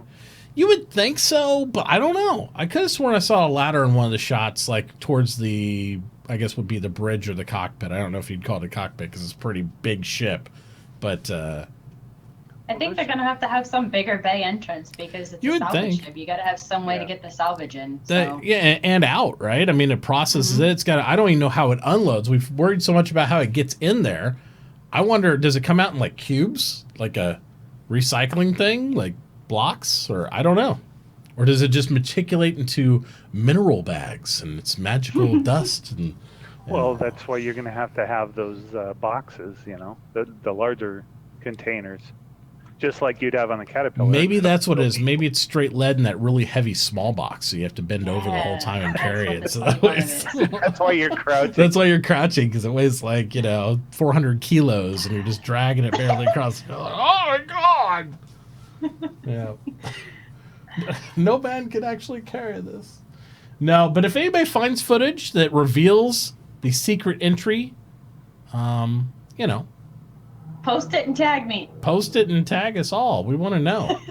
I want to know. I want me a Reclaimer, so yeah. That is, I think, probably my second. They keep trying to get me to raffle off the last one I haven't buy back, and I'm like, I think I'm gonna hold on to that one because that looks. I really want it. I love mine. I ain't getting rid of mine. All right. Not even for an endeavor. Ooh, somebody might challenge you on that one. I think an Endeavor with the Master Pack, you might give it up. Well, Master Pack, maybe. Yeah, I see. Then Shadow Spear asked the next question. He said, with the hype they gave the finally having multi-threading for CPUs, and how many CPUs do you think they scaled to with the fact that 6 to 8 core processors will more than likely be standard by time game release? Do you think they will push just to 4 cores, or do you think they will take advantage of more? That's a very CPU-y question. And purely hypothetical, but I don't think Nyx wants to touch this one. She's like, I don't know if Nyx wants to talk about CPU cores. I don't think that's... Oh, yeah? Yeah, do you want to talk about CPU cores? No, not particularly. Yeah, I didn't think so. Because I remember talking to you before on your show, and you were like, yeah, computers, I mean, anything else science of good, but computers weren't really the thing. I don't speak computer so much, but if you want to talk about the intermolecular signaling in a cell, I can there you go. I would say that it depends on how they even took care of the multi-threading. They might be only talking about dual core. I don't know. You know what I mean? Because most software right now, unless you point applications individually to it, doesn't take care of more than 4 cores on anything that I know of. So I would say that they wouldn't go beyond 4 cores. That'd be my guesstimate. Just because it's not, I don't know if the tech's out there for them to really take advantage of it without writing even more. Unless in the Lumberyard software or something else that it actually is already geared to take more cores as it goes on. I don't know. But that's all. It's all networking versus CPU, so I don't know. You have to realize Star Citizen in itself it's CPU intensive, but it's CPU intensive on single core. Even if it took advantage of 2 cores, it's not that CPU intensive. It's more graphically intensive on your GPU, right? And then the other bottleneck is we can't even explore how much it actually intensifies on your GPU because the bottleneck's on network. It's still netcode. So until they free up netcode, we don't know what the potential of the game is. To be honest, you got to deal with the bottlenecks that are already there before you know how far it can go. But it is cool that they are thinking about multi-threading. I think the other thing that they haven't told you is since Spectrum's involved, I think they had to do multi-threading. Because essentially Spectrum might be tied to the game app itself, but it's a separate application. So theoretically, you'd have Spectrum using a core and the game using a core to start with. And if they're both multi-thread, you'd be using at least 4 cores between the two, possibly 6. So we'll just have to see what happens with all that. Because it's technically multiple applications bundled into one. So we'll see. On the plus side, I am learning about computers, so I do understand everything you're saying. Oh, yeah. Well, I know you do. I just know it's not something that, perks necessarily your interest as much as other subject matter. So it's like, but you'll learn when you build one, because you're going to build one. Yes, if I ever get there. You'll get there. I know you will. All right. Good question, though. I like that question. Probably because I'm a PC guy. Agent 1213 says, in 3.0, if someone steals your ship planet side, will you be stranded? Yep. Yes. Unless they add the beacons they talked about. If the beacons come in 3.0, you might have the object to be able to put a beacon out there. But I would say otherwise... You're going to be EVAing back to Port Olisar. Or you'll be talking in global chat saying, please come get me, I'm on the... Help me! Just look over the whole planet, guys. I'm somewhere on this entire planet. I'm by a crater. There's a gas vent by me. There's some stars. Come on. It'll be just like Korea was. People will be like, "Oh, I'm on Dalamar. Come get me, please. Please get me in Dalamar." And then you go there and they jump you and they shoot you and take your ship. And, take your ship. Yeah. Except it's a whole moon, so you probably won't find them. Well, they're going to have beacons for that. So my question is, what's your inventory of beacons? How many beacons can you use? Are they limitless? Do you have one beacon? And if the one beacon gets destroyed, are you just SOL? Well, they talked about... Can you craft beacons? They'll only last so long. So how long will your personal beacon last? Interesting. So I don't know. Lots of good questions. RMS says, no, you'll be able to call ships with your Mobiglass. I think they're still going to make it where you're pretty contingent on these beacons on top of the Mobiglass, though. I don't know if you'll be able to just, say, hey, Joe, come get me. I think it's going to be a little bit more involved than that. I don't know. We'll find out, though. It'd be cool if your Mobiglass was your localized beacon, though. So that's just your personal beacon there. That'd be sweet. All right. Citizen Shenanigans asks. He says, with item 2.0 in 3.0. I love how you guys keep saying that. With item 2.0 in 3.0. It's like a block system. Multi-crew will have a new dimension. What multi-crew adventures are you looking forward to? Interesting. Nyx, what hypothetical multi-crew adventures are you looking forward to in 3.0? Hypothetical multi-crew. Well, I do have a Connie. That's the biggest ship that I have. But I don't know. I'm more attracted to like the smaller multi-crew. I particularly love my Herald. Oh yeah. So I like two-man team. Yeah. Yeah, that'd be cool. Something Heraldy. Heraldy, go out and scout around. Yeah. Scrape so some I'd like data. to do some little exploring. Yeah, get some data. A little two-person crew. So it's technically still multi. Drink some wine. Drive the fastest ship in the game. Yeah, why not? That sounds good. And look, I can just imagine that it looks like a little Firefly because it's got a giant glowing ass because of that huge engine. There you go. I want to load up my caterpillar and land it on one of the moons full of dragonflies. And then have all my friends, we just basically spawn. That's it. Just start putting around the moon on the dragonflies. I want to line up 10 caterpillars parallel to each other and then drive dragonflies and spaceships through them all with the doors open on the moon surface. So it's like an obstacle course. Yeah, Evil Knievel, you could jump them. If they got limited gravity on some of these moons, maybe you could jump over the top, and that'd be cool. Get a rover, and you could do the whole, just come over the dune and just jump off the side. That'd be awesome. Dude, that would be so cool. We'll have to take shots. We'll take screenshots. Do they have GoPros in this game? No, but they got. Can we get a GoPro? Can we get a GoPro? The new director system. The director's camera. That's right. And so there, it's like, oh yeah, be awesome. Oh, let's see. The Flying Gecko. It says Squadron 42 this year? Question mark. Place your bets. Nyx, what do you think? Squadron 42 this year? As much as I would like it, I'm going with no. Ooh, Toy Grebbin. Gonna say yes. The year. I think CitizenCon. I think that's going to be their big reveal this year. Gosh, that's so hard for me because it's like I am right on the edge of thinking end of the year to beginning of next. Did you see the last ATV? They said they put all the cinematics in. Yes, I know. All the cinematics, but even though they're not polished, that's what I'm saying. But in regards to the state, I mean, there could be cinematics that are like Mark Hamill looking fucking amazing, and then maybe you get to the third chapter and it's got stick figures sitting there going, "Hey, how are you doing?" And this guy's like, "Yeah, what do you think?" And they're just sitting there like that. Maybe that's because that's a state. Maybe they're just really not done. I mean, we've seen. Some old walkthrough of part of it. Yeah. We've seen hangars, the recent hangar video of it that looks amazing.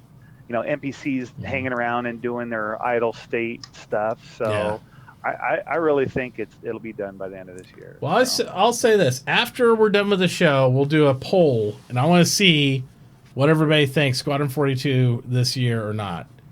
That's what we'll run that poll here in a little bit. So, and I hear children's, so I will be right back so you guys can answer and ask the next question. All right.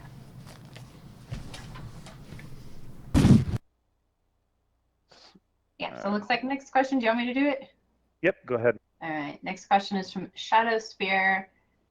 Speculation. With item 2.0 is still new, what do you think other components like avionics do you think will come out? I think they said they had radar for 3.0 ready to go, right? The beginnings of radar?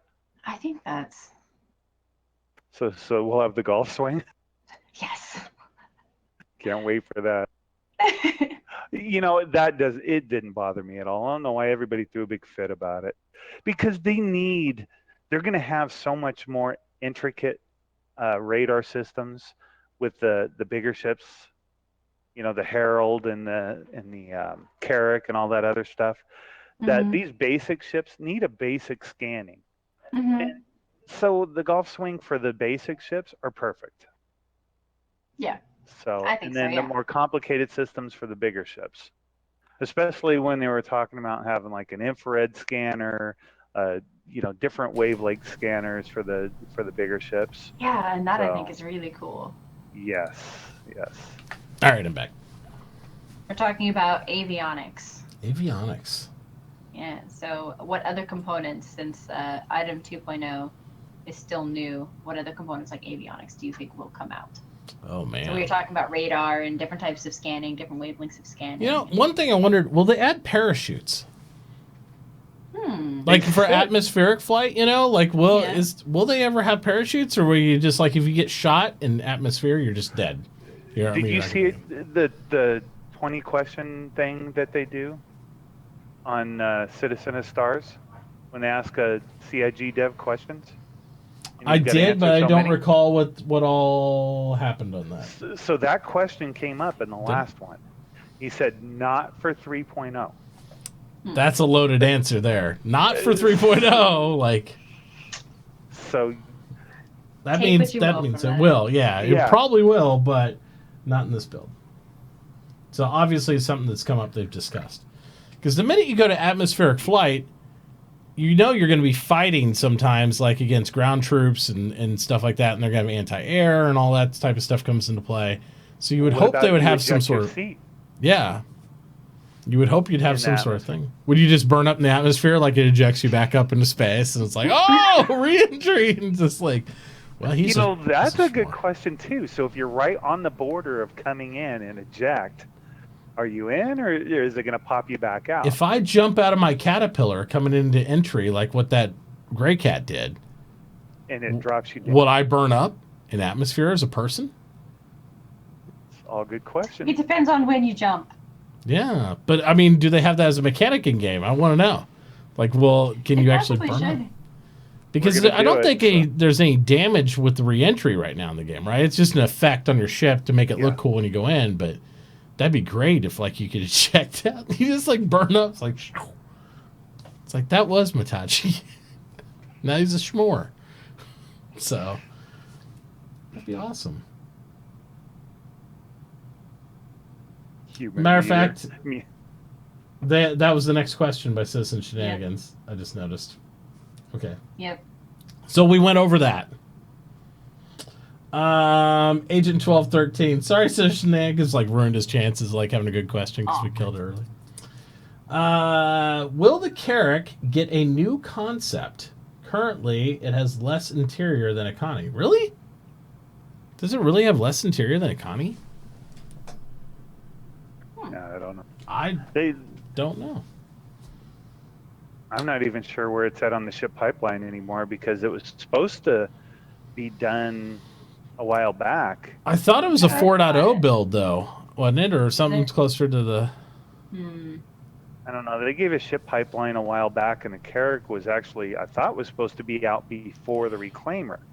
But that... it gets shuffled all the time. So. Yeah. Well, we can look at the production schedule because I remember there was several ships on the production schedule that went up to 3.1 and see where it is now, or if it's mysteriously floated away, which could have happened as well.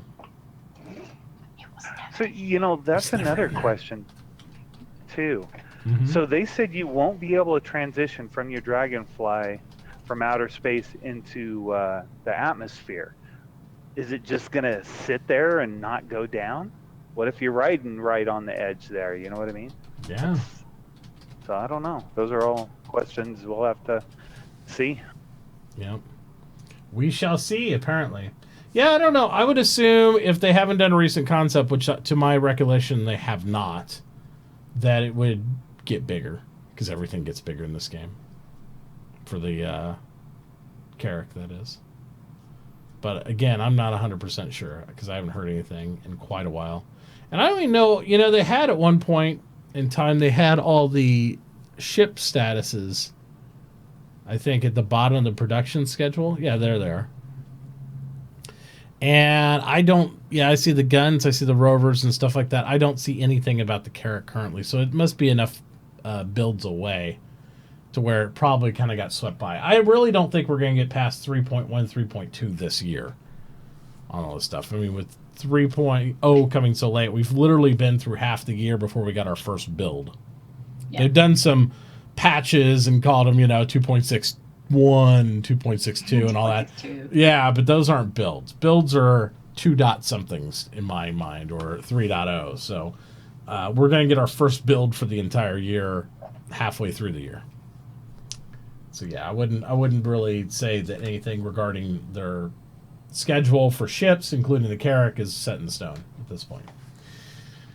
Guns and Glue says CIG states that they want people to upgrade components. How do you think they will prevent people from going with upgrades, from going OP with upgrades?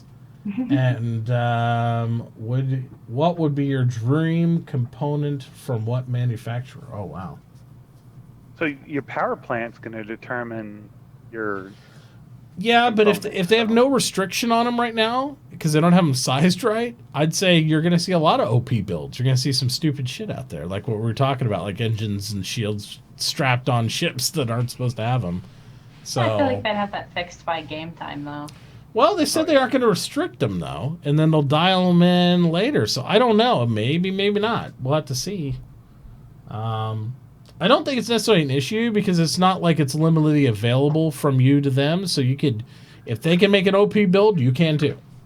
So you just have to do with that. It's kind of like when we had the Connie shield bug, where the Connie was having shields like what an Idris would have, or the Saber was having the Connie shields. So they were having ridiculous amounts of strength where they were supposed to not have that much strength, and then they had to go back and do it. But we played like that for a long time. I mean, we just knew, hey, the Sabers are OP. So I imagine you'll get some of that type of action. Herald engine on a Dragonfly. Yeah, I don't know about that. Then we had, who was that? Citizen Shenanigans says, will you be setting permissions on a beacon and hiding it in another person's ships to track their movements and punish them? Or ambush them? It'll show to that other person, though, right? Yeah, I mean, I don't think the beacons are hidden, necessarily. I think you can set who can see them, but I think it'd be... I don't know, it depends how big beacons are, because I think you can permission them who can go to them. That'd be interesting. I like the idea. But I mean, we have tracking beacons nowadays, so I wouldn't make something like that. The question would be why.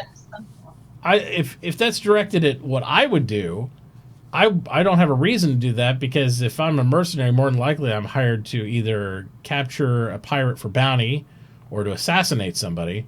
So I don't really have a reason to go follow them. If I'm already inside their ship, I'd probably just take care of business. So. But there could be other play styles that could play too. If you are an information gatherer, absolutely, then you could use something like that. Set it on a cargo transport, sell it to the nearest pirate. Like, oh, these guys are carrying a lot of booty. I'll tell you where this beacon signal is, and there you go. But where do you put it? Because the containers are going to have electronic manifest. Is this like a prison question? Inside of them. Mm-hmm. So where do you hide the beacon at? Well, that's the question. Yeah. I don't know. Because you can't put it in a container. Because, like I said, it'll list it. So hide it in extra friendly NPC or something. I don't know. Something. It depends. I don't know how big they are because they showed. Over to it. Yeah, they showed 6 sizes though, right? So I don't know how big the smallest size is. Is it like a baton? Is it like 2 feet long? I have no idea. So we just don't know. Is it the size of a dragonfly? Yeah, we don't know. Otherwise, you definitely wouldn't be putting it certain places where you wouldn't be putting the other ones. So it just depends. You don't know. I don't even know why I asked these questions. Sarah47 asks, he said, everyone, if you were ice cream, what flavor would you be? Kappa. Moose tracks. Toy, what flavor ice cream would you be? Cookie dough. Cookie dough? Yep. Good choice. Mitauchi? I would be chocolate with peanut butter chunk in it, because I like the chocolate peanut butter by Belfonte. That'd be me. Sweet with a special surprise. It's great. Perfect. What features in SE are you most excited for? Oh my god. Do we have all night? No. I know. Let's just pick. Way past my Let's just pick. bedtime. Yeah, let's just pick one so we can move along. So we're not doing that. Okay, What? pick Name one a feature. that you're excited about. Me first? Or Yeah, you what? first. Ladies Okay. first. Absolutely.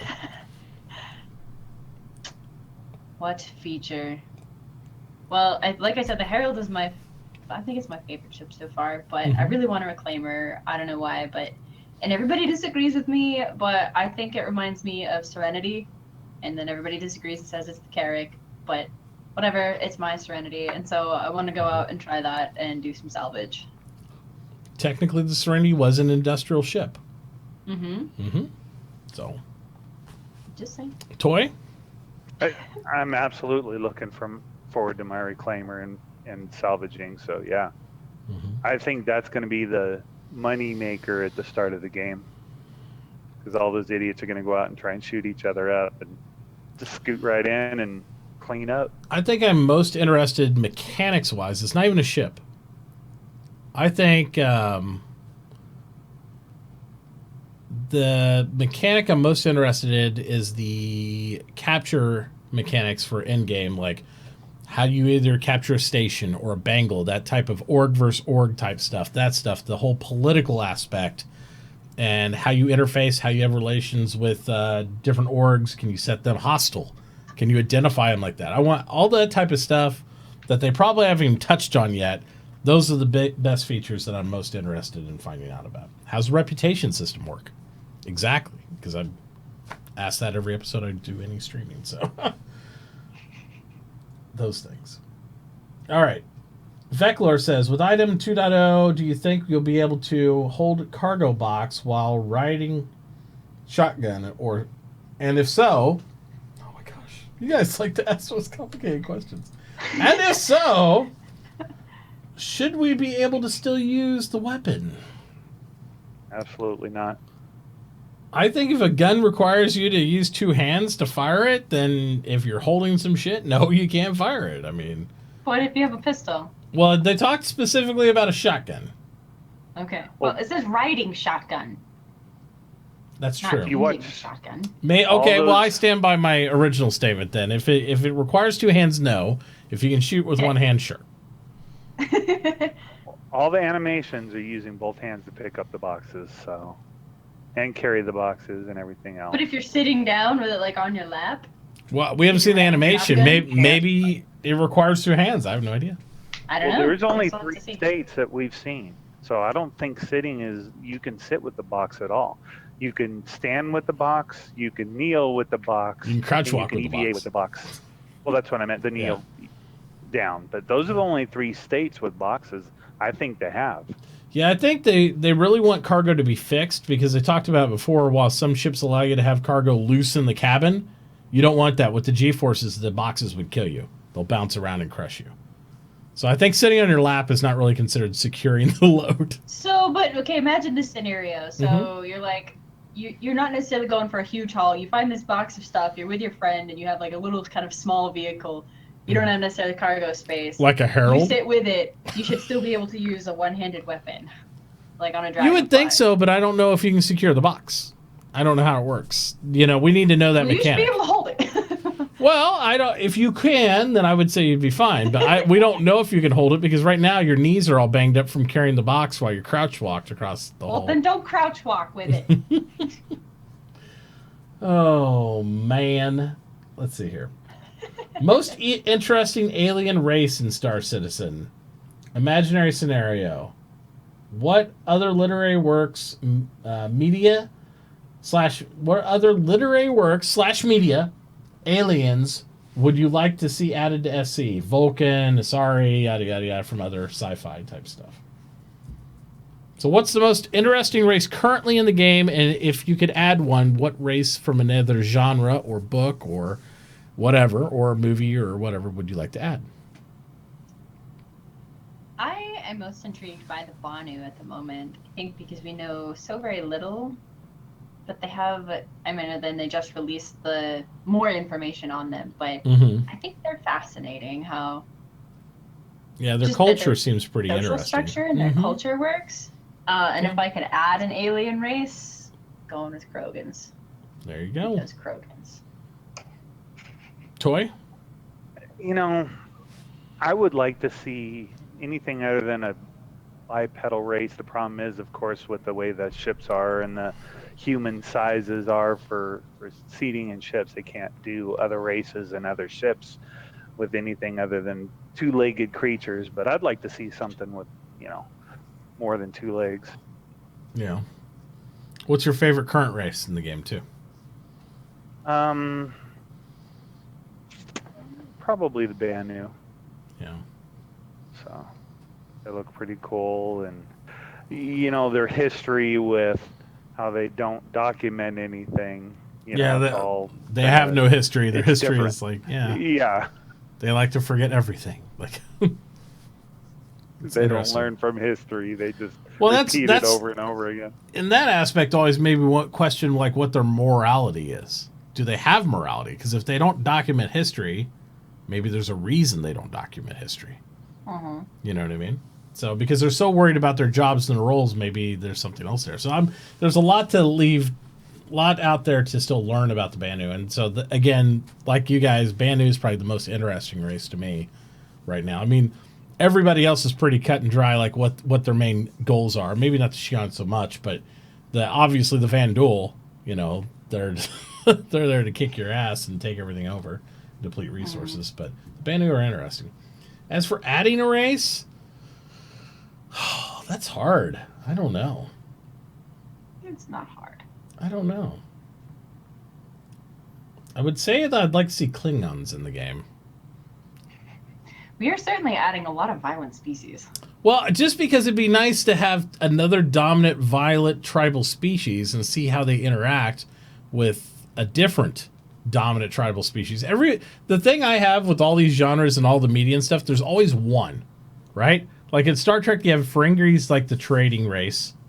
The Klingons are the bad, not necessarily the bad guys all the time, but they're the tribal, very violent, race. And then you always have some eclectic race or something like that. So I'm just like, wouldn't it be interesting to mix it up? Or maybe have the Ferengi in. Then they're like competing against the Banu all the time. It's like, have some sort of different type of race that's like similar and they're competitors against that. So be interesting. Let's see. How does Nyx feel about Star Kitten and pink ships in the game? I don't know why everybody pitched such a big fit over this. I get that it doesn't appeal to everyone, but if they want to start including things that could appeal to lots of different people, I don't see why that's such a bad thing. Okay, maybe you don't want a pink ship, but maybe someone else wants a pink ship. So if they want to include it, why the fuck is that a bad thing? All right, I have two responses for you on that, and one of them's from my wife. When she came by, she said, and she doesn't know a lot about Star System because she's like, why do they have that in the game because she watched with me and she said that Chris Roberts was gonna, keep it more genre and they wouldn't have, this is years ago, of course, they weren't gonna do like hot purple and neon pink and all this stuff like ships in the game. And then secondly, she said that she felt like it was a forced on marketing ploy, as if to say that all girls would want the pink ship and not give them the option of something else.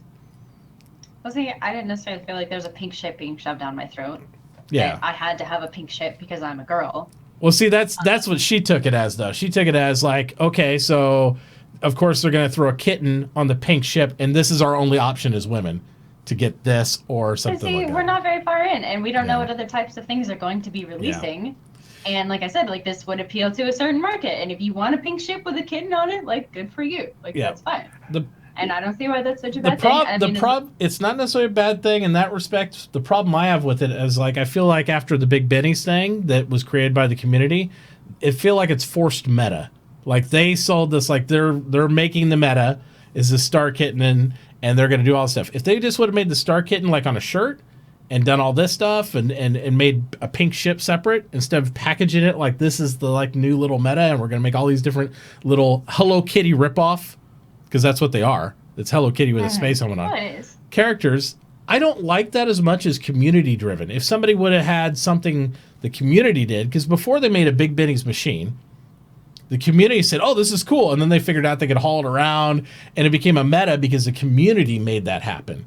And I just feel like this is more a type of forced meta, like, oh, you're supposed to, you know, this is a star kitten, and here comes it, and all this stuff. And it's the first time. And it wouldn't matter if it was a dog or a pink Hello Kitty or whatever. I just don't like it when games force a meta character that doesn't seem to fit the genre to me.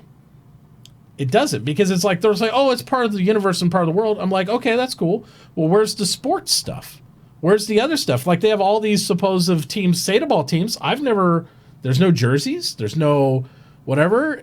We're so not far into the game yet. But we're far enough for Star Kitten? They're not gonna exist. Yeah, but they were far enough for Star Kitten. All the other stuff they've been releasing is quite different from this. Every guy I talk to who's getting a pink ship, they think it's a big fucking joke. And they're like, I'm going to fly it around because it's a big troll joke. So they're going to fly it around like big trolls with these things. It's not because they appreciate the thing or they think it's cool. It's like, they're like, I'm going to drive around because it's a joke. All I'm saying, and if you want to buy a pink ship and drive around and be a troll, like, fucking good for you as well. But I can see trying to expand the amount of people that this game might appeal to and give things to everyone. And so as long as they don't leave it as that, just leave it at that, and that's the only thing that they have, I don't see why it's a bad thing. Yeah. I don't see anime inside the game like that. It's weird. I think, you know, once the game gets released, they should do like a car dealership does. Each manufacturer has a range of colors for their ships, and you could pick which of those colors. You know, of course, you're not going to have a hot pink, but maybe a certain manufacturer, like the racing car ones. Mm-hmm. What are those? The M50s? Is that right? The one that just came out? Yeah. A couple ships back. Yeah. Maybe that one you can get in a hot pink or something like that, because it's a racing ship. Mm-hmm. So you want bright colors for that. But your Starfarer, you're not going to run around in a big pink Starfarer ship. Maybe you will now. I don't know. Well, see, but I don't see what's wrong with that. There's pink cars. There's a pink bug that drives around my town. It can exist. It's not a stock color, but why, if I want to paint my spaceship pink, and I honestly don't have any objection. Anywhere? I don't have that much objection to the color. I have objection to the anime character type crap that they added in. It wouldn't matter, again, if it was a boy or girl or whatever. I just feel like they had a marketing meeting where they all fucking sat down and said, how do we get girls to play this game? Let's make a hot pink ship and a Hello Kitty, and it'll get them all in. And it just seems weird to me. It doesn't. They just had to throw something in there to counter Big Benny's. If you're trying to just expand your base, making something different than everything you've made before, I don't understand why that's such a bad thing. Nobody's forcing it down anybody's throat. You don't have to buy a pink ship. You don't have to like Star Kitten if you don't want to. But if somebody likes Star Kitten and wants to get into the game because of that, is that a bad thing? If they want to get into the game because Star Kitten's in it, I think that's a little ridiculous. And if they want to buy a ship because they like this particular one and back the game, is that such a bad thing? Yeah, I don't know. I don't think it's that anybody wants to give their money to the game for any reason to help make my space game. That's fine with me. But I just don't want this to be a gateway of like, let's see, okay, how do we get 10-year-old boys to play? Let's see how we do this. You know, it's like, because it's the whole metric of changing what the feel of the game is to a certain spec to placate to get more money from people that they don't have licked into the game. And I don't like that, because if you want to do that, then what's the argument of having like big boob women in the game with like little tiny armor and all this stuff? Because maybe that'll get teenage boys to play the game.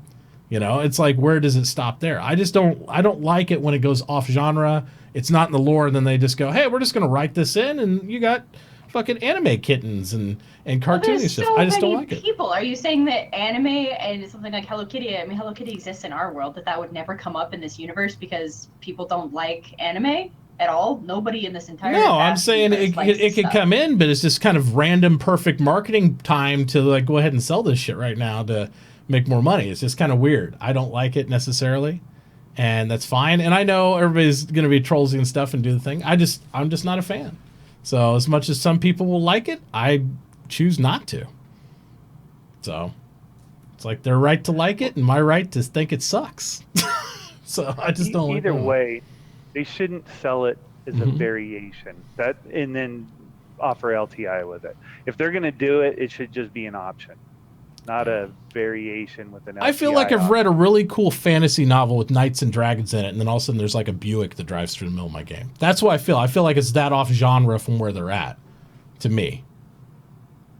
And that's what threw me off about it. It's like, oh yeah, I got spaceships and we got exploration and we got mining stuff. And hi, I'm Star Kitten. Ho, ho, ho. I'm like, what the fuck is this? I mean, it might not have been perfectly executed. I'm not saying that this is the best thing in the world that they've ever done by any means. Yeah. But I just don't understand the amount of hate that it got. And but in the same, they're introducing that could be, there's civilians in this game. Yeah. So it's not military. It's not ships and guns and stuff, but there's a big civilian component to this. Yeah. And was the timing a little strange? Possibly. Was this the best idea? Who knows? But I don't know. I think it's okay to be skeptical, but I just don't like to fling hate everywhere. Yeah. I just don't like poop on my game. I feel like they pooped on it a little bit. Just a little bit. A little poop. Yeah. But everybody's entitled to their opinion, right? That's why they're all opinions. Exactly. And of course, to continue the opinions, who shot first, Han or Greedo? Oh, no. We've already had that discussion. We'll move on. We spent like the last, 15 minutes arguing about this last question. Yep, so absolutely. We'll spend another 15 minutes arguing about that. No. We all agree that Han. Yeah, exactly. Han didn't shoot first, you're right. How/were you do you think the cutter vessel that comes with the Reclaimer will come out? Just nurse slash for you. Thank you guys for trolling me with the slashes. How/where? I think they'll have it integrated like the Connie does. The images that I saw in the very early concept, it was very similar to Connie. It was like nestled on the back end somewhere where it fit in. I think it'd be similar. Some way you come down and you hop in the utility vehicle and then it'd operate like that. That's just a guess, though. I have no idea. All the medium to Polaris sizes will probably do that. Have some kind of integrated ship. And then once you hit the Polaris, that's the very first ship you can actually have your own little mini hangar. Because that little mini hangar in the Polaris isn't very big at all. No. I mean, it holds what, a Gladius? It holds one ship, yeah. I mean, I think maximum size was a Saber with wings closed, was what they said on that. But yeah. I don't know. You got any theories, Nyx, on the cutter? No, I mean, it's I don't know. It's such a speculative, hypothetical question because we don't even know where the doors are. So. Yeah, we don't even know how the pilot gets in, much less. We don't know how you get in the goddamn ship. I don't know. But it's so close. It's done. We just. I know. We can almost We'll find out soon. Yeah. I mean, that's the hope. Oh, man. Yeah. NyxSaga, one for you. When 3.0 releases, what is the very first thing you plan to do after you launch it? Like to take my Herald, land it on the moon, and just run around. There you go. Which moon would you pick? It's a good question. They have some pretty good ones. Mm-hmm. But I think maybe Daymar. Yeah, Like Daymar is going to have that Daymar. nice big outpost. Yeah. Mm-hmm. It's going to be interesting for sure. And the other one's kind of volcanic, so I like colder places instead of hotter places, so. Good answer. What did you guys think of the slip up admitting to 100, possible 110 plus ships, yet we only have 93? What do you guys think they have held back? 5 of those Origin 600 series, maybe? Who knows? I mean, honestly. We know that there's a lot more, what do they call them? Support ships that'll be coming out. So, of various types. And I am we not... need a medium mining. Yeah. We have a small mining. We have a big one. We don't have a medium mining. Yeah, it's yet. like unless you're doing Orion or Prospector, there's nothing in between. So I could see that. Yeah. I can see more transport ships for specific roles, like either liquid or ore or something like that. Like it's cool the prospector has cans that come off it, but how do you haul them? Do you just have to tractor them into the back of a freelancer, or maybe they'll make a specific ship for that? I have no idea. But I'd like to see a small scale salvage ship. So yeah, not necessarily that'd be space cool. the reclaimer. Yep. Absolutely. But I was going to say, guys, I don't think, I mean, just because they say 110 now, I mean, don't think they're done making ships. I mean, No, at any point in time, they'll be like, here's 10 more, you know? I mean, the variants. How many times have their slip-ups been like, hey, watch this, guys. 110 ships. I mean, what? Yeah. I mean, the variants weren't really planned that I thought of, and it was something that popped up with the Saber comment and all those things, and those like, oh, here's more ships, And it's like, so I could see easily, and after the game launches, there's going to be more ships, so there'll be continually more ships. Mm-hmm. So yeah, everything's speculative on that, but I hope they fill in the gaps on some of the different varieties and sizes, like the industrial ships especially. They have some great stuff for, especially if the carrot gets bigger, it'd be kind of cool to see some medium-sized ships that are for exploration, or maybe some specialty probing ships or things that do a specific exploration role instead of a general role, That'd be kind of cool. What the Constellation's for. That's the medium-sized exploration. I guess so, yeah. I want to see more... Herald, which is the small. I honestly want to see more variants of alien ships. Like, I want to see a alien mining ship. I want to see, yes. You know what I mean? Some stuff like that. That way, because to get a feel for their culture, and whereas the Banu might not have one, you would think the Xi'an or somebody would have some sort of industrial wing in their group where you'd see some of that stuff come from. So, well, who knows? I think that we need some more alien races here. So I agree. Maybe the next race will be a mining exploration race. Like a little troll race or a dwarf race of miners and spaceships. That'd be awesome. That'd be cool. Space dwarves. Space dwarves. Yeah. Sounds like a really bad parody. It does, doesn't it? Oh, let's see. If you were given the option of 5 extra years of guaranteed healthy life, but you would have to stop playing Star Citizen, would you do it? I mean, how do you know? Well, we haven't played Star Citizen. Well, not only that, how do I know when my life expiration is? Like, if I'm supposed to die in the next 4 years, I'd probably say, yeah, I'd take extra 5 years of life. But, I mean, maybe I'm supposed to live to 105 now, and it's only 110, and I'd be like, I'm good. Or the game's going to come out next week, and you've already died 4 years ago. Yeah, exactly. It's like, damn. You're dead. This is your hell right here, waiting for this game to come out. Yeah. Oh, wow. The game that will I've already died in perpetual hell because it's just the constant extension of the game. It never actually comes out. We just do this the whole time. That's depressing to think about. Yeah, I don't know. I think I'd want to play the game.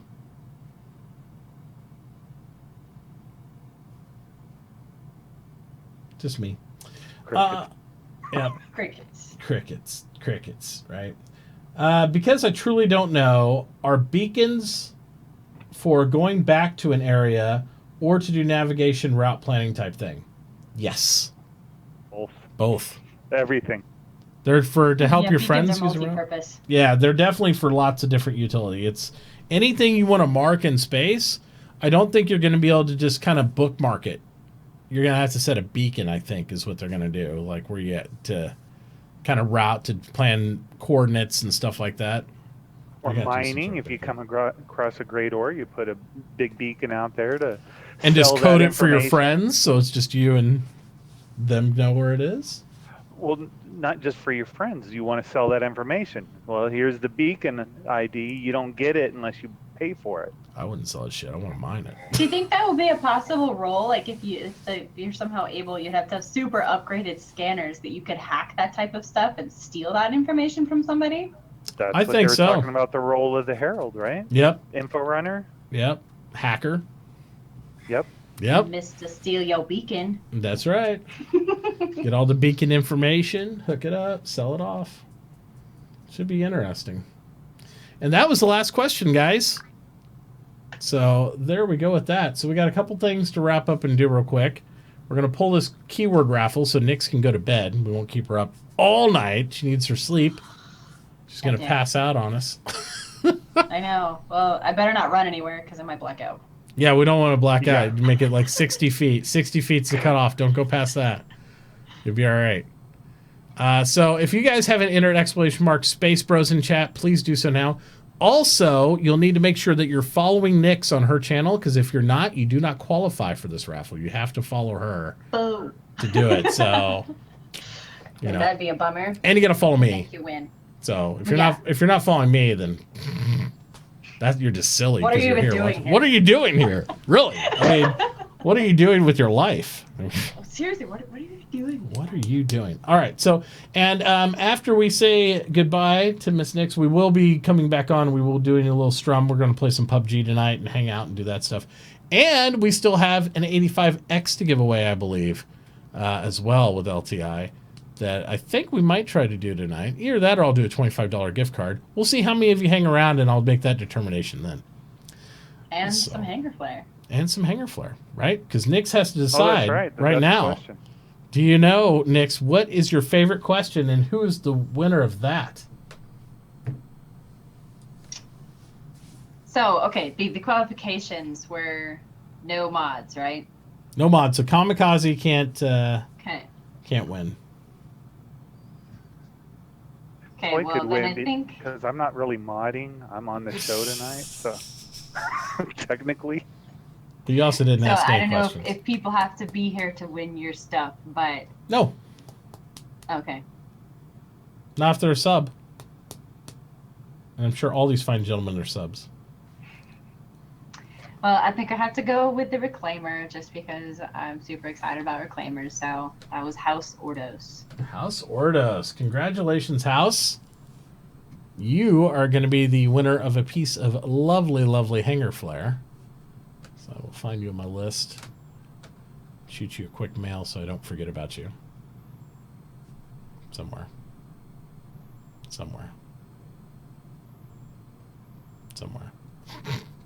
I'm scrolling. Just had him here. There he is. Yeah. All right. Shoot that over to you. And then, guys, again, make sure you're in there. Make sure you're going over to Nyx's channel. We've obviously spammed it out in there a few times. But make sure you are giving her a follow. And be sure to check her out tomorrow. What time are you streaming again, Nyx? Probably about noon. Okay. But that's tentative. So follow me on Twitch or on Twitter, because I'll tell you there. Yeah. Follow her on Twitch too, but Twitch doesn't notify enough, so you really need to pay attention to Twitter, because that'll get you the real time updates. Yeah. So I handle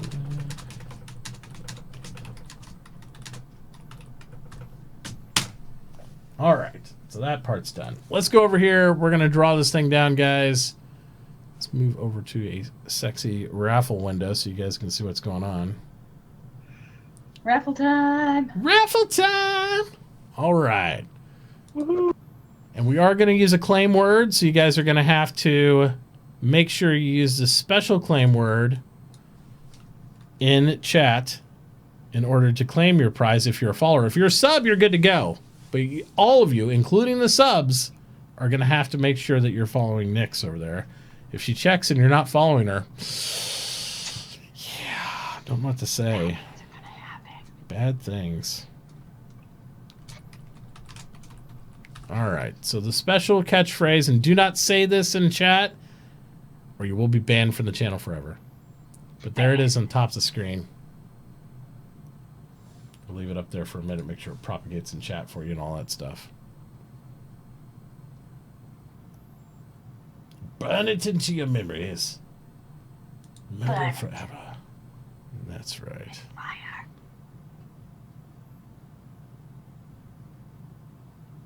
Okay. All right, we're going to draw this thing in 3, 2, 1. And it looks like Mr. Seraph47 is the winner.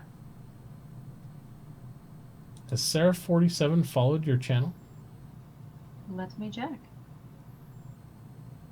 I'm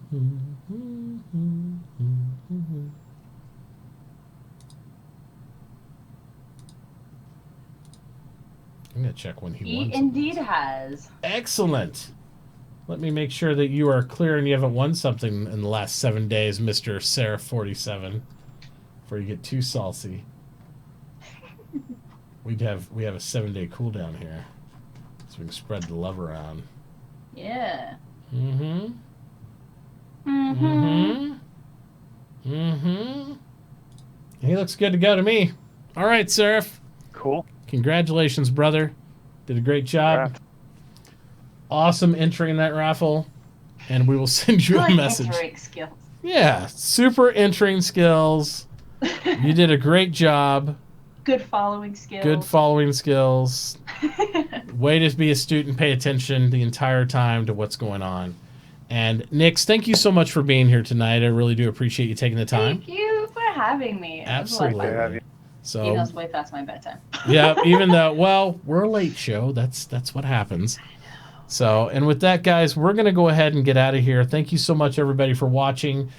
Be sure to hang out. We'll be back in the air probably in about 5 minutes. We'll take a little break.